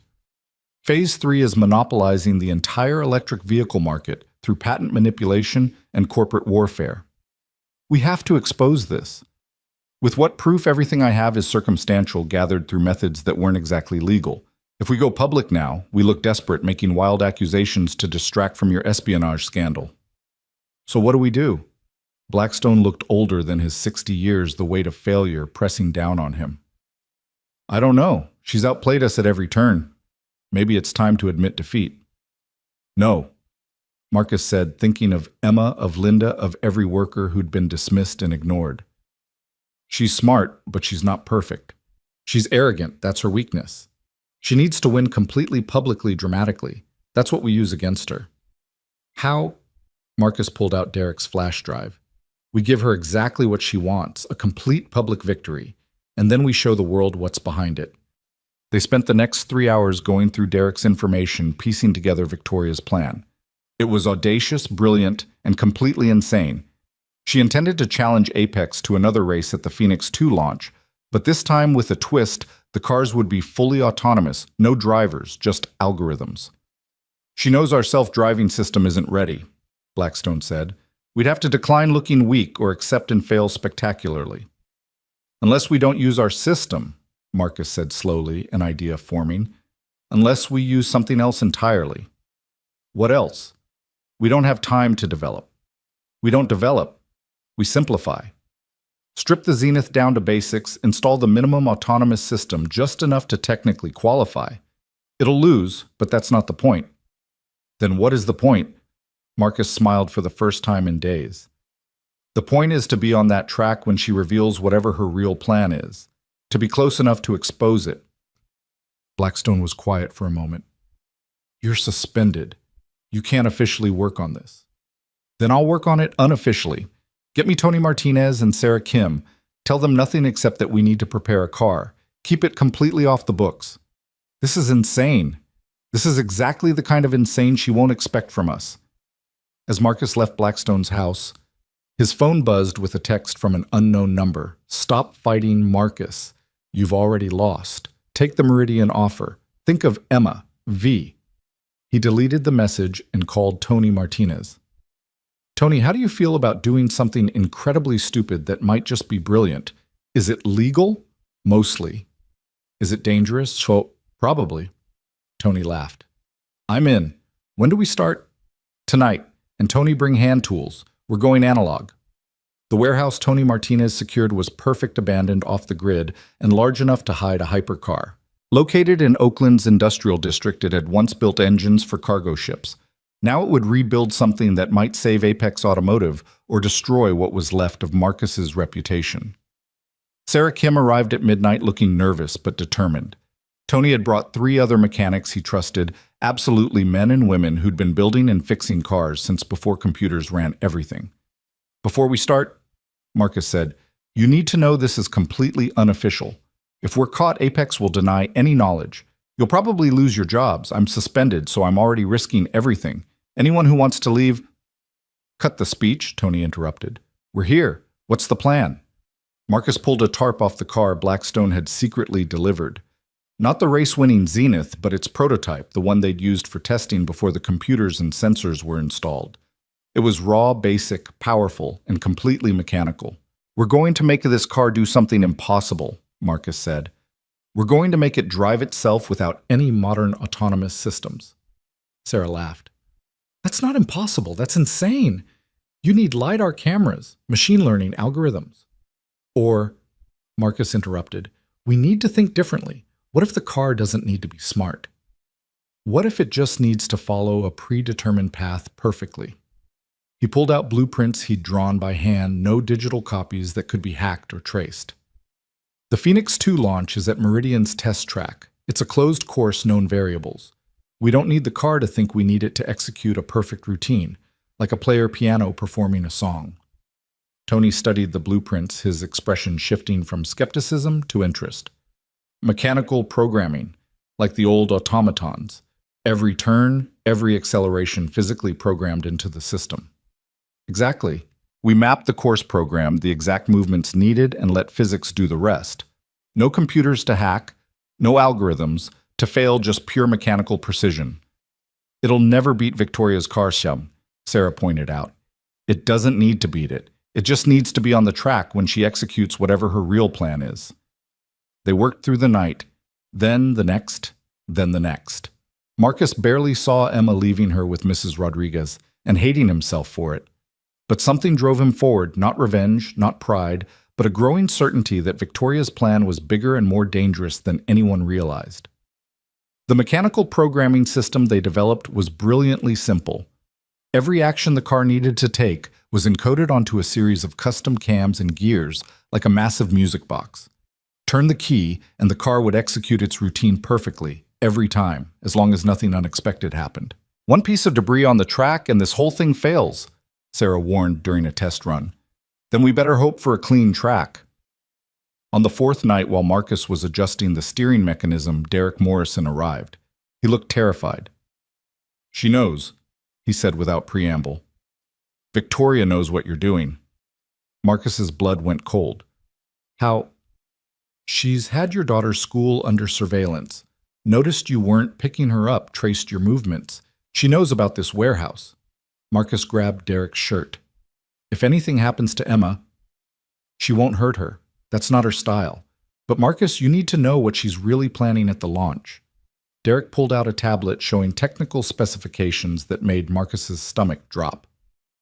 The Phoenix 2 isn't just autonomous. It's equipped with a new kind of System 1 that can hijack other vehicles' computers. During the race, she's going to take control of your car and crash it. Make it look like Apex's technology is fatally flawed. The footage will destroy the company overnight. "But we're not using computers." Marcus stopped realizing. "She doesn't know that. Even if your mechanical system works, she has a backup plan. The Phoenix 2 is designed to fail catastrophically at a specific point, making it look like both companies produce dangerous vehicles. She'll emerge as the whistleblower who exposed the danger, the hero who sacrificed her own car to reveal the truth. While her backers buy both companies for pennies when the stock crashes," Marcus finished, "then rebuild with her in charge of everything. You have to stop this launch." "No," Marcus said, thinking fast. "We have to let it happen. But we need to control how it happens." He turned to his team. "Change of plans. We're not just programming our car to race. We're programming it to do something else at exactly the right moment." "What?" Tony asked. "We're going to save her life." The Phoenix 2 launch event was everything Victoria Sterling did: excessive, dramatic, and perfectly orchestrated. The Meridian test track had been transformed into a technological wonderland with holographic displays, live orchestral music, and enough LED screens to light up Oakland. Marcus watched from the parking lot, officially banned from the event, but close enough to see everything. Emma was with him. He couldn't leave her alone, not now. "Are you going to stop the bad lady?" Emma asked, holding his hand tight. "I'm going to try, sweetheart." Inside the event, Richard Blackstone was playing his part. having publicly accepted Victoria's challenge despite Marcus's suspension. The narrative was perfect, the disgraced company trying to redeem itself against the rising star who'd been wronged. Victoria took the stage in a white suit that made her look like the future personified. Behind her, the Phoenix 2 gleamed under spotlights, aggressive, beautiful, predatory. "Today we make history," she announced. "2 cars, no drivers, pure artificial intelligence determining the winner. This isn't just a race, it's humanity handing over control to the machines we've created." The crowd ate it up. Tech journalists typed frantically live streams, accumulated millions of viewers. And somewhere in foreign capitals, Victoria's backers watched their plan unfold. "Apex Automotive has accepted our challenge." Victoria continued, her smile sharp. "Their Zenith will compete against the Phoenix 2 in a 20-lap race. May the best algorithm win." Backstage, Tony and Sarah wheeled in the modified Zenith. To anyone watching, it looked identical to the race-winning car. The mechanical programming system was completely hidden, the cams and gears invisible beneath standard bodywork. "Chen suspended," Victoria said to Blackstone, loud enough for microphones to catch. "I hope you have someone competent managing your car." "We have a team," Blackstone replied calmly. "That's all we need." The cars were positioned at the starting line. Victoria made a show of activating the Phoenix 2's autonomous system, the car's lights pulsing in response. Tony simply turned a hidden key in the Zenith, engaging the mechanical program. "Ladies and gentlemen," Victoria announced, "witness the future." The flag dropped. Both cars launched forward, the Phoenix 2 with smooth electronic precision, the Zenith with mechanical determination. For 3 laps, they stayed close, the Phoenix gradually pulling ahead as expected. Marcus watched from his position, Emma beside him, counting down in his head. The mechanical program would execute its special maneuver at exactly 4 minutes and 37 seconds, the precise moment Derek's intelligence suggested Victoria's crash protocol would activate. "Daddy, look!" Emma pointed at the Phoenix 2. "Something's wrong with the black car." She was right. The Phoenix was starting to weave slightly, its movements becoming erratic. Victoria's remote hijacking system was trying to take control of the Zenith, but finding no computer to interface with the signals, were bouncing back, interfering with the Phoenix's own systems. Victoria, watching from the control booth, frantically typed commands. This wasn't the plan. The Zenith should be careening off track by now, its crash captured in perfect HD for the world to see. At 4 minutes and 35 seconds, the Phoenix 2's systems went haywire. The feedback loop from the failed hijacking attempt caused cascading failures. The car accelerated wildly, heading straight for the wall at 180 miles per hour. At 4 minutes and 37 seconds, the Zenith executed its program maneuver. The mechanical system Marcus had programmed performed a perfect pit maneuver, spinning the Phoenix away from the wall and into the infield where it could slow down safely. To everyone watching, it looked like Apex's car had somehow detected the danger and saved its competitor. The crowd gasped. The Phoenix 2 came to a stop in a cloud of tire smoke, damaged but intact. The Zenith, its program complete, simply stopped on the track. For a moment, nobody moved. Then Richard Blackstone walked onto the track, microphone in hand. "Ladies and gentlemen, what you just witnessed was not a malfunction. Our investigation has revealed that the Phoenix 2 was equipped with illegal hijacking technology designed to take control of our vehicle. When it failed to find a computer to hack because our car was running on purely mechanical programming, the system turned on itself." He held up a tablet showing the evidence Derek had provided, now legally obtained through the failed hijacking attempt being recorded by track sensors. "Furthermore, we have evidence that this entire event was staged to destroy both companies' stock values, allowing foreign interests to acquire American automotive technology at bargain prices." Victoria stood frozen in the control booth, her perfect plan unraveling on live television. She tried to speak into her microphone, but it had been cut off. Federal agents entered the venue. Blackstone had alerted them the moment the hijacking attempt was detected. Securities fraud, corporate espionage, attempted destruction of property, conspiracy with foreign agents. The charges would be numerous and severe. But Victoria Sterling had one last card to play. As the agents approached, she pulled out her phone and activated something. Every screen in the venue suddenly displayed documents, medical records, financial statements, personal communications. Marcus's heart stopped. They were Linda's medical records, the Stanford trial information proof that the hospital had denied them life-saving treatment. But there was more documents suggesting Marcus had known about the treatment and chosen not to pursue it, that he'd let his wife die rather than go into debt. "If I'm going down," Victoria's voice echoed through the venue's speakers, "everyone should know the truth about Marcus Chen. He let his wife die. He chose money over her life. This is your hero." The crowd turned to look at Marcus, who had walked onto the track with Emma. The little girl was crying, confused by what she was hearing about her mother. Marcus picked up the microphone Blackstone had dropped. The entire world was watching. "You're right," he said quietly. "I didn't know about the treatment until you told me. The hospital didn't inform us because we were poor, because in their system, Linda's life was worth less than someone who could pay." He looked directly at Victoria, who was now in handcuffs but still smirking. "You thought this would break me, but all you've done is shown everyone what's really broken: a system that values money over lives, credentials over competence, connections over character. Linda died because of that system, but Emma lives, and she's going to grow up in a better world. One where people like you don't get to decide who matters." He turned to the cameras. "I'm not a hero. I'm just a mechanic who knew how to fix things. Sometimes that's all you need, someone willing to get their hands dirty and do the work." Emma ran to him, and he picked her up, holding her tight. "Your mom would be proud," he whispered to her. "We fixed something important today." Victoria was led away, her empire crumbling, her backers exposed, her future reduced to legal battles and prison time. But as she passed Marcus, she stopped. "You still don't get it," she said quietly. "I was never your enemy. I was showing you what the system really is. Now you're part of it. You've won, but you've become everything you fought against." Marcus looked at her, this brilliant broken woman who'd orchestrated so much destruction in pursuit of a twisted vision. "No," he said. "I'm still just a mechanic. The difference is now people listen when I say something's broken." The aftermath was swift and comprehensive. Meridian's involvement with foreign agents triggered a federal investigation that reached into dozens of companies. The Phoenix 2 technology, despite its illegal applications, contained genuine innovations that, when properly regulated, could improve vehicle safety.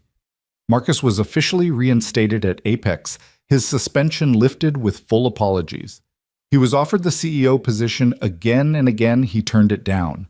Instead, he accepted a new role, Director of Practical Innovation, leading a team that bridged the gap between theoretical engineering and real-world application. The scholarship fund he'd requested was expanded into a full foundation, providing education and opportunities for working-class families.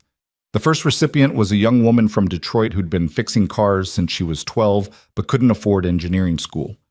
Emma returned to school with her head held high. The bullies who'd tormented her now wanted to be her friends, but she chose carefully, remembering who had stood by her when things were hard. One evening, 3 months after Victoria's arrest, Marcus and Emma visited Linda's grave. They brought flowers and the news that the medical system was under investigation, that reforms were being proposed to ensure treatment information was shared regardless of economic status. "We can't bring her back," Marcus told Emma, "but we can make sure other families don't go through what we did." Emma placed her hand on the headstone, then looked up at her father. "Mom would say you used your superpower right." "What superpower is that?" "Fixing things that matter." They stood there as the sun set, two people who'd lost so much but refused to be broken. In Marcus's pocket, the titanium wrench caught the dying light, a reminder that sometimes the smallest tools could move the biggest mountains. A year later, Marcus stood before Congress testifying about automotive safety and corporate responsibility. The room was full of suits and political power, but he wore his work clothes, a statement that expertise came in many forms. "Senators," he began, "I'm here to tell you that every voice matters in innovation. The person who designs the car and the person who fixes it both have crucial knowledge. When we ignore either, people die. When we listen to both, we build better." Behind him sat Emma, now 11, working on homework, but occasionally looking up to watch her father. She was designing her own engine modification, something that would improve fuel efficiency using principles she'd learned not from textbooks but from watching her father work. The senators asked complex questions about technology regulation and corporate structure. Marcus answered simply, directly, without jargon or pretense. When one senator, known for his dismissive attitude toward working-class testimony, tried to undermine Marcus's credibility, the mechanic simply pulled out the titanium wrench. "Senator, this tool has fixed more problems than any algorithm or MBA program. Not because it's special, but because the hand holding it knew what to do. That knowledge, practical, earned, proven, deserves the same respect as any degree." The room was quiet. Then from the gallery, someone started clapping. It spread through the room, not partisan applause, but recognition of truth simply stated. After the testimony, Marcus and Emma walked through Washington, D.C., tourists in a city of power. They stopped at the Lincoln Memorial, looking up at the statue of another man who'd risen from humble beginnings to change the world. "Think you'll ever be famous like him?" Emma asked. "I hope not," Marcus said. "Famous people can't fix things quietly. They have to make speeches and wear suits." Emma laughed. "You hate suits." "Almost as much as I hate speeches." They walked on hand in hand past monuments to great men and great deeds. But Marcus knew the real monuments were smaller, the cars that didn't crash because someone spoke up about safety, the families that weren't destroyed by corporate greed, the workers who were heard because someone made space for their voices. Victoria Sterling was sentenced to 15 years in federal prison, her assets seized, her reputation destroyed. But in her final statement to the court, she said something that haunted Marcus. "I created Marcus Chen. Without me, he'd still be mopping floors. Every success he has, every life he saves exists because I pushed him to be more. I'm the villain in his story, but without villains, there are no heroes." Marcus thought about that often. Was she right? Did his elevation require her destruction, or had they both been caught in a system that turned people against each other for sport and profit? He didn't have answers, just tools and problems to fix. The real change came slowly in small ways. Apex started hiring mechanics alongside engineers. Other companies followed suit. Trade schools partnered with universities. The rigid hierarchy that had separated those who designed from those who built began to blur. Marcus kept working, kept fixing, kept teaching. He turned down book deals, movie offers, speaking engagements that would take him away from his actual work. The world had enough celebrities. It needed more people willing to get their hands dirty. Emma grew up surrounded by engines and algorithms, equally comfortable with both. She learned that innovation wasn't about choosing between old and new, but about knowing when to use which. By 13, she held 3 patents, all for improvements that made existing technology more accessible to repair and maintain. "You're going to change the world," Marcus told her one evening as they worked together in their garage, the same kind of space where he'd started with Linda. "No," Emma said, adjusting a fuel injector with practiced precision. "I'm just going to fix it, one part at a time." Marcus smiled, thinking of Linda, of how proud she'd be of their daughter.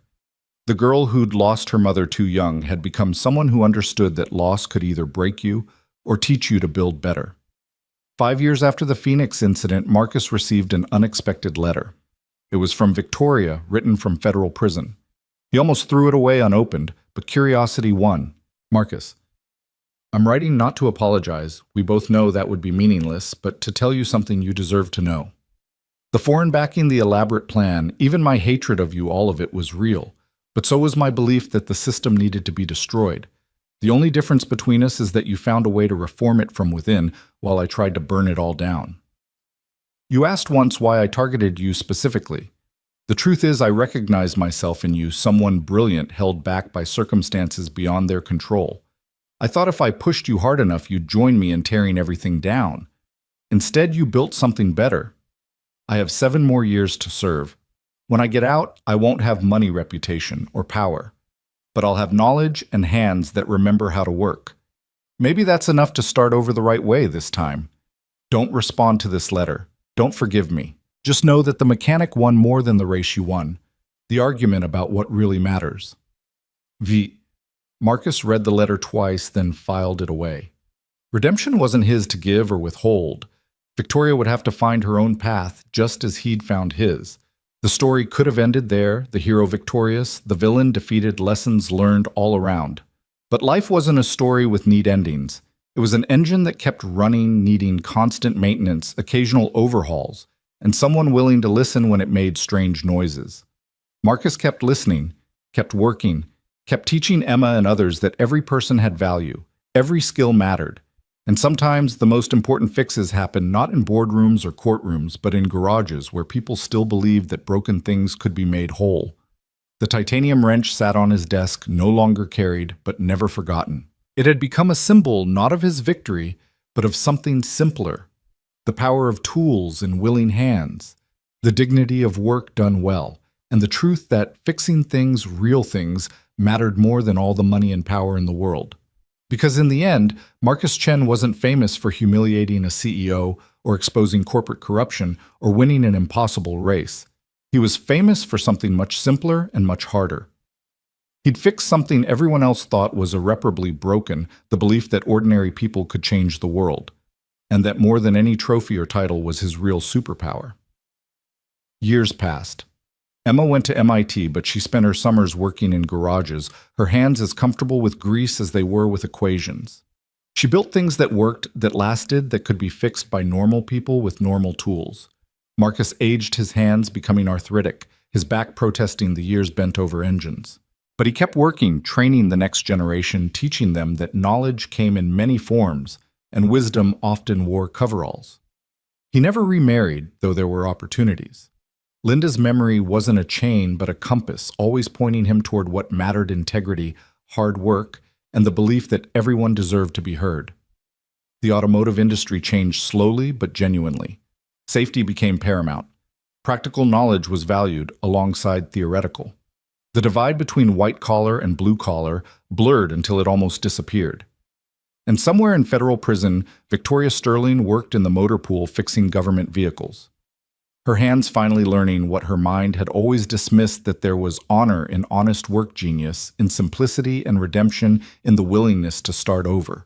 She would be released eventually, her debt to society paid. What she did then would be her choice. Marcus had given her an example. Whether she chose to follow it or not was up to her. But that was another story for another time. This story, the story of a mechanic who fixed more than cars, a daughter who learned that love was the best tool, and a wrench that became a symbol of quiet revolution. This story ended not with grand gestures or dramatic confrontations, but with work. Marcus Chen went to work every morning, fixed what was broken, taught what he knew, and went home to his daughter. It wasn't glamorous, it wasn't legendary, it was just life lived with purpose and without apology, and sometimes that was the most revolutionary thing of all. 10 years had passed since Victoria Sterling's imprisonment, and the world had changed in ways Marcus never could have imagined. The automotive industry had undergone a complete transformation, but the real changes ran deeper in boardrooms, where mechanics now sat beside executives in schools, where practical skills were valued equally with theoretical knowledge, and in millions of small garages where people fixed things with dignity and pride. Marcus stood in his workshop, not Apex's corporate facility, but his own space purchased with savings from a lifetime of honest work. The sign outside read, "Chen's Garage, where everything gets fixed." It was smaller than the empire he'd once run with Linda, but it was his, built without compromise or corporate politics. Emma, now 21 and fresh from MIT with dual degrees in mechanical and electrical engineering, worked beside him. She'd had offers from every major tech company in the world, but she'd chosen to come home to work with her hands alongside her father. "Dad, you need to see this," she said, holding up her tablet with a concerned expression. The headline made Marcus's blood run cold. Victoria Sterling released early mysterious benefactor posts billion-dollar bail. The article was sparse on details, but the implications were clear. Someone with serious money wanted Victoria free, and that never meant anything good. "She served 8 years, Emma said quietly. "Model prisoner, apparently. Taught automotive repair to other inmates, filed 16 patents from prison that she released to the public domain."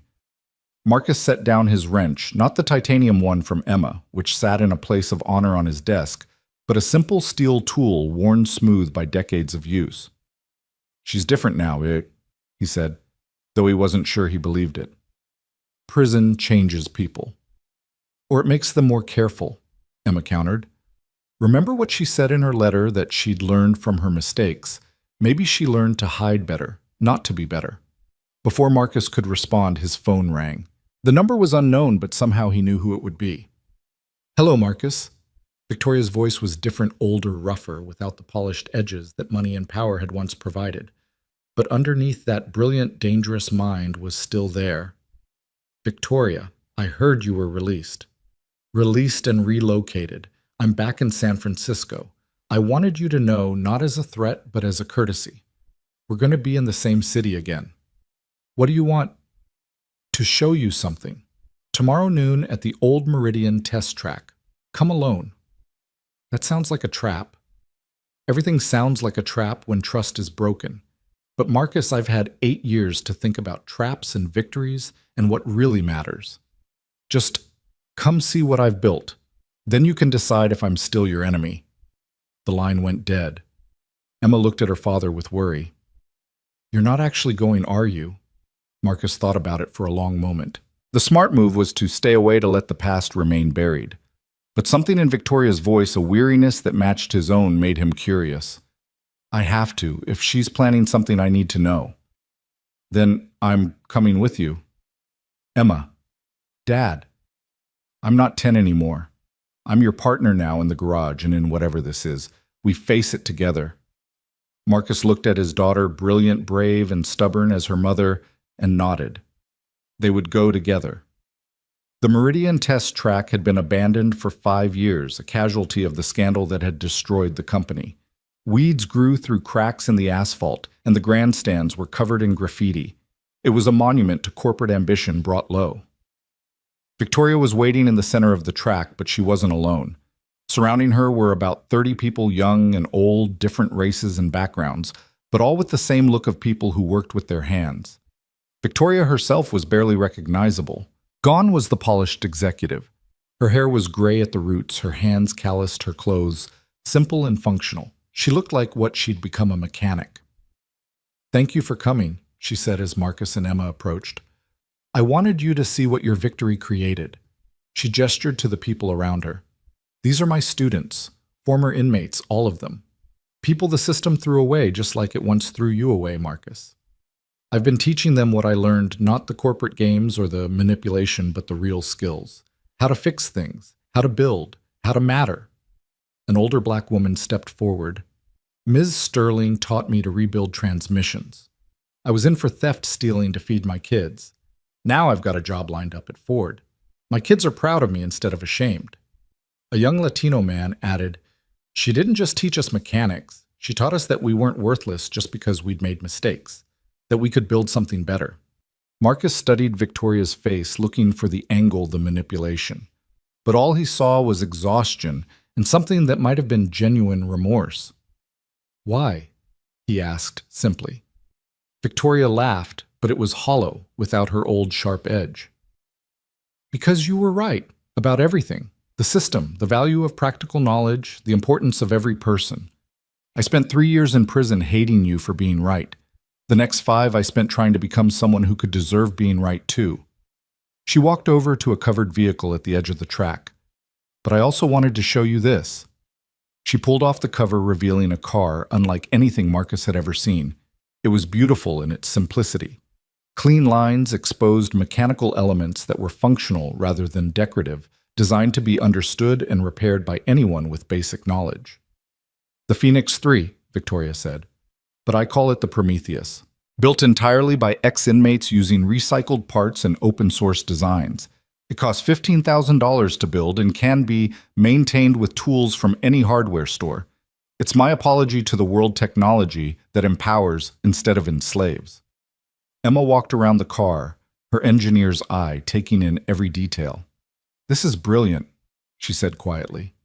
"It's everything modern cars should be: efficient, repairable, accessible." "Your daughter has your eye for truth," Victoria said to Marcus, though I suspect she got that from her mother too. The mention of Linda made Marcus tense, but Victoria raised her hand peacefully.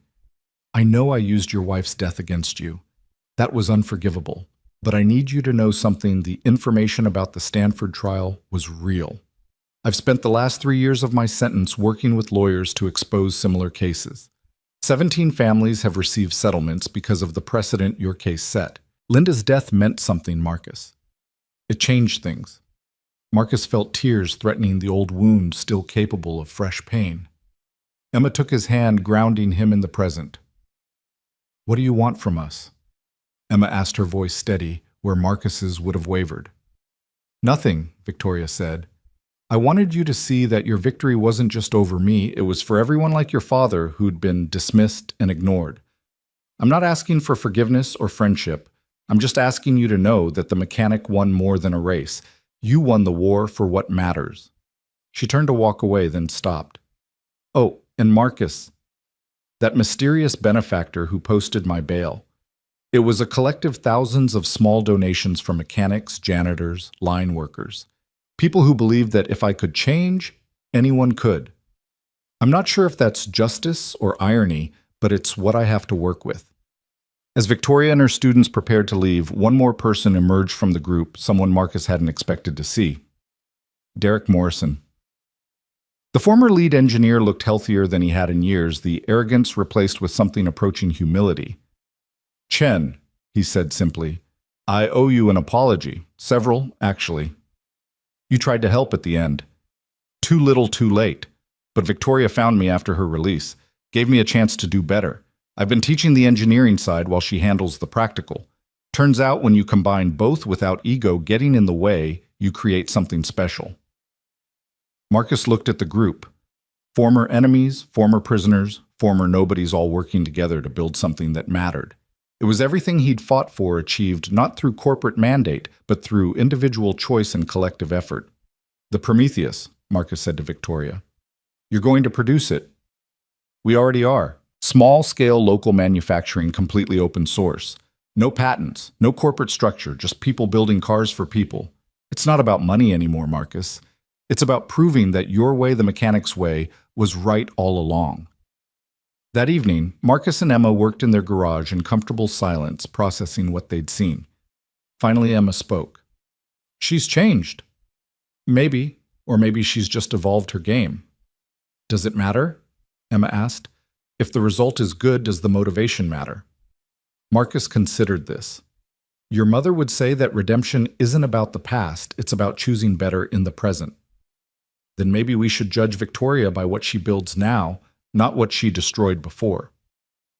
The wisdom of youth, Marcus thought, or perhaps the wisdom of someone who hadn't been personally burned by Victoria's previous incarnation. A month later, the first Prometheus cars began appearing on San Francisco's streets. They were unglamorous, functional vehicles that did exactly what they promised, provided reliable, fixable transportation for people who needed it. The automotive press largely ignored them, but mechanics everywhere paid attention. Marcus found himself defending Victoria in conversation, something he never thought he'd do. "She's creating something that matters," he told Richard Blackstone during a rare lunch meeting. "Maybe not for Apex's bottom line, but for real people." "You trust her?" Blackstone asked. "I trust the work. The work doesn't lie." 3 months after Victoria's release, something unexpected happened.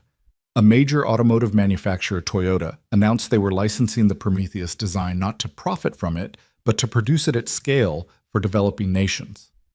The announcement came with a shock. Victoria had been hired as a consultant, not for her business acumen, but for her practical knowledge. The press conference was surreal. Victoria Sterling. Once the epitome of corporate excess, standing in work clothes beside Toyota's CEO, discussing how to make transportation accessible to billions who'd been priced out of mobility. Ms. Sterling's journey from CEO to mechanic has taught her something valuable. The CEO said that innovation isn't always about adding features, sometimes it's about removing barriers. But the real test came 6 months later.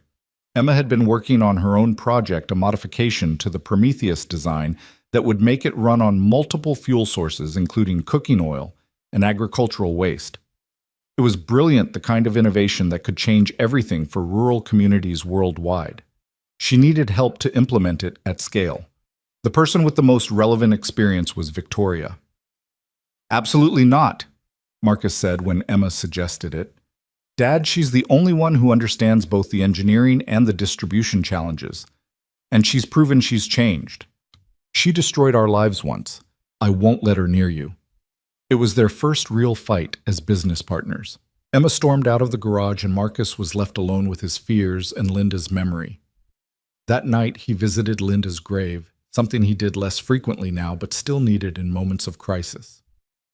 "She wants to work with Victoria," he told the headstone. "Our daughter wants to trust the woman who tried to destroy us. What would you do?" The cemetery was quiet except for distant traffic. But Marcus knew what Linda would say, that holding on to anger was like holding on to hot metal. It only burned the one gripping it. The next morning, he found Emma at her workbench designing modifications with the focused intensity she'd inherited from both parents. "If you work with her," Marcus said, "I'm part of it, non-negotiable. We both work with her, or neither of us does." Emma looked up, surprised. "You're okay with it?" "No, but I trust you. And maybe it's time to see if Victoria's redemption is real or just another performance." The collaboration was awkward at first. Victoria's workshop was in Oakland in a converted warehouse that had once built weapons for World War II. Now it built hope for people who'd been written off by society. "The Chen family," Victoria said when they arrived. "Together. Linda would be proud." "Don't," Marcus warned. "You don't get to invoke her memory." "You're right. I apologize." They worked in tense cooperation, Emma's innovation bridging the gap between Marcus's distrust and Victoria's expertise. The multi-fuel system was complex but achievable, requiring both theoretical understanding and practical problem-solving.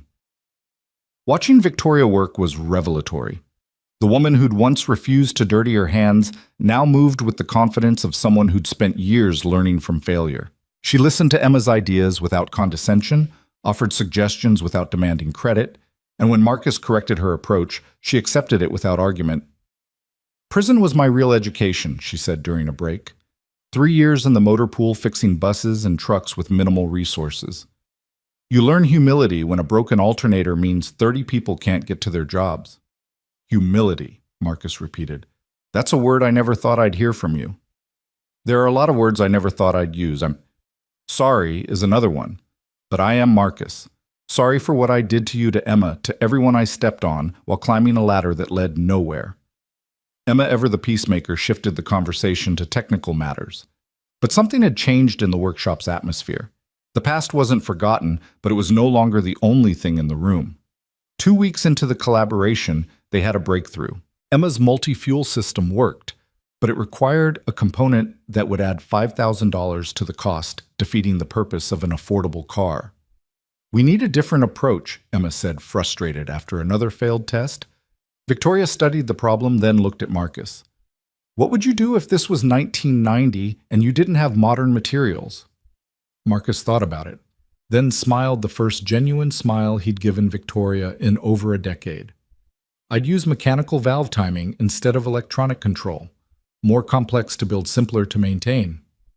"Show me," Victoria said, and for the first time it felt like they were just 3 engineers solving a problem, not enemies forced into proximity.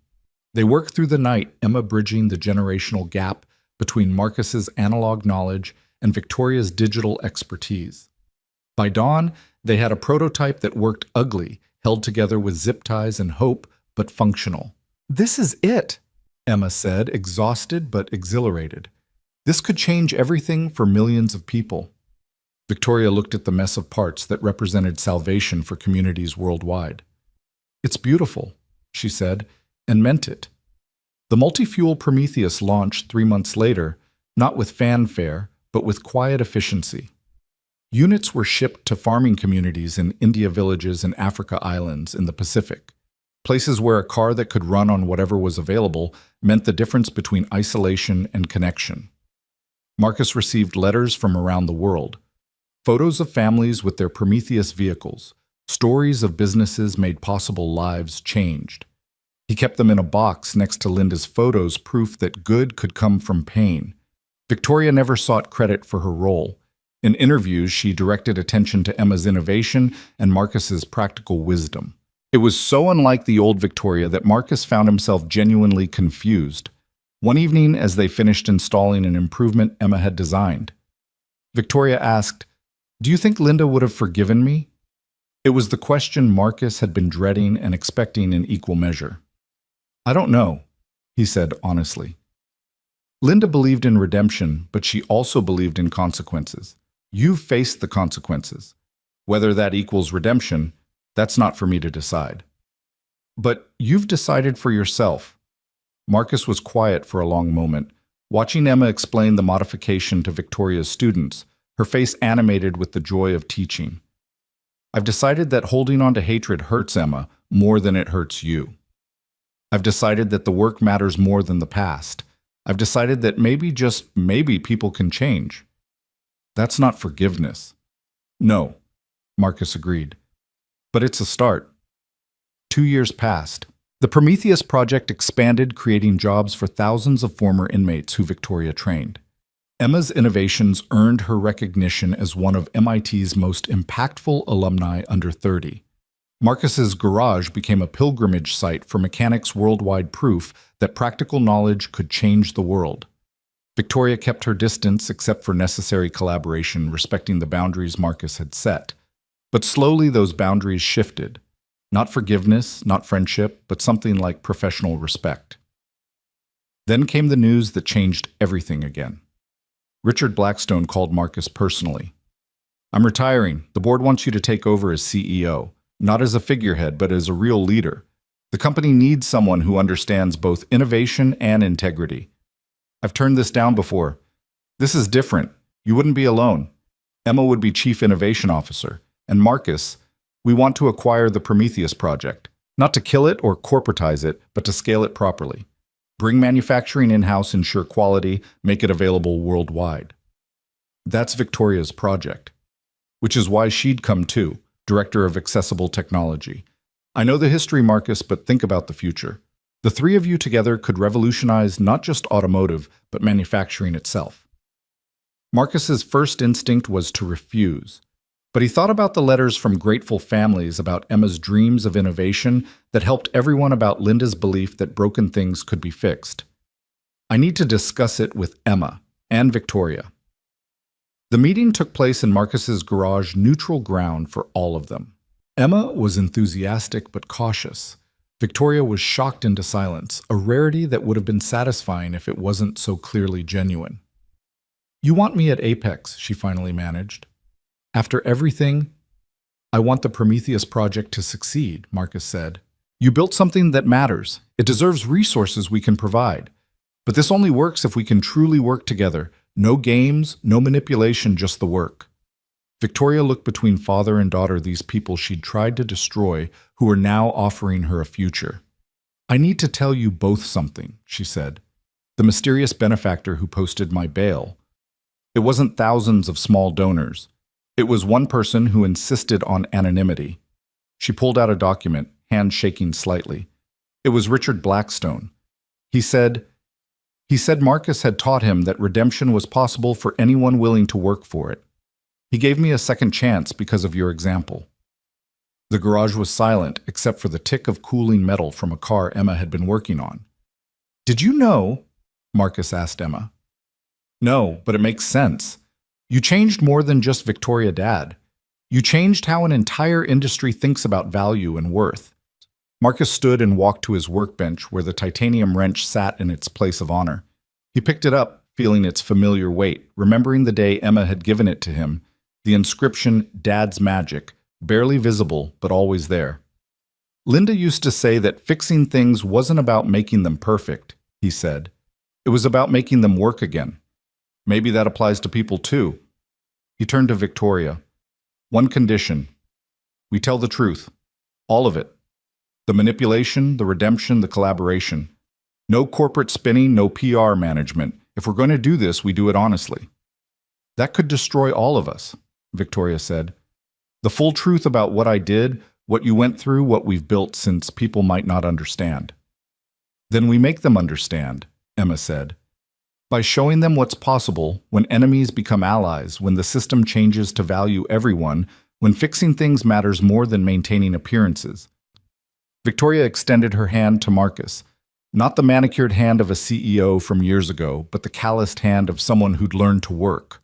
Marcus looked at it for a long moment, then shook it. Partners, he said. God help us all.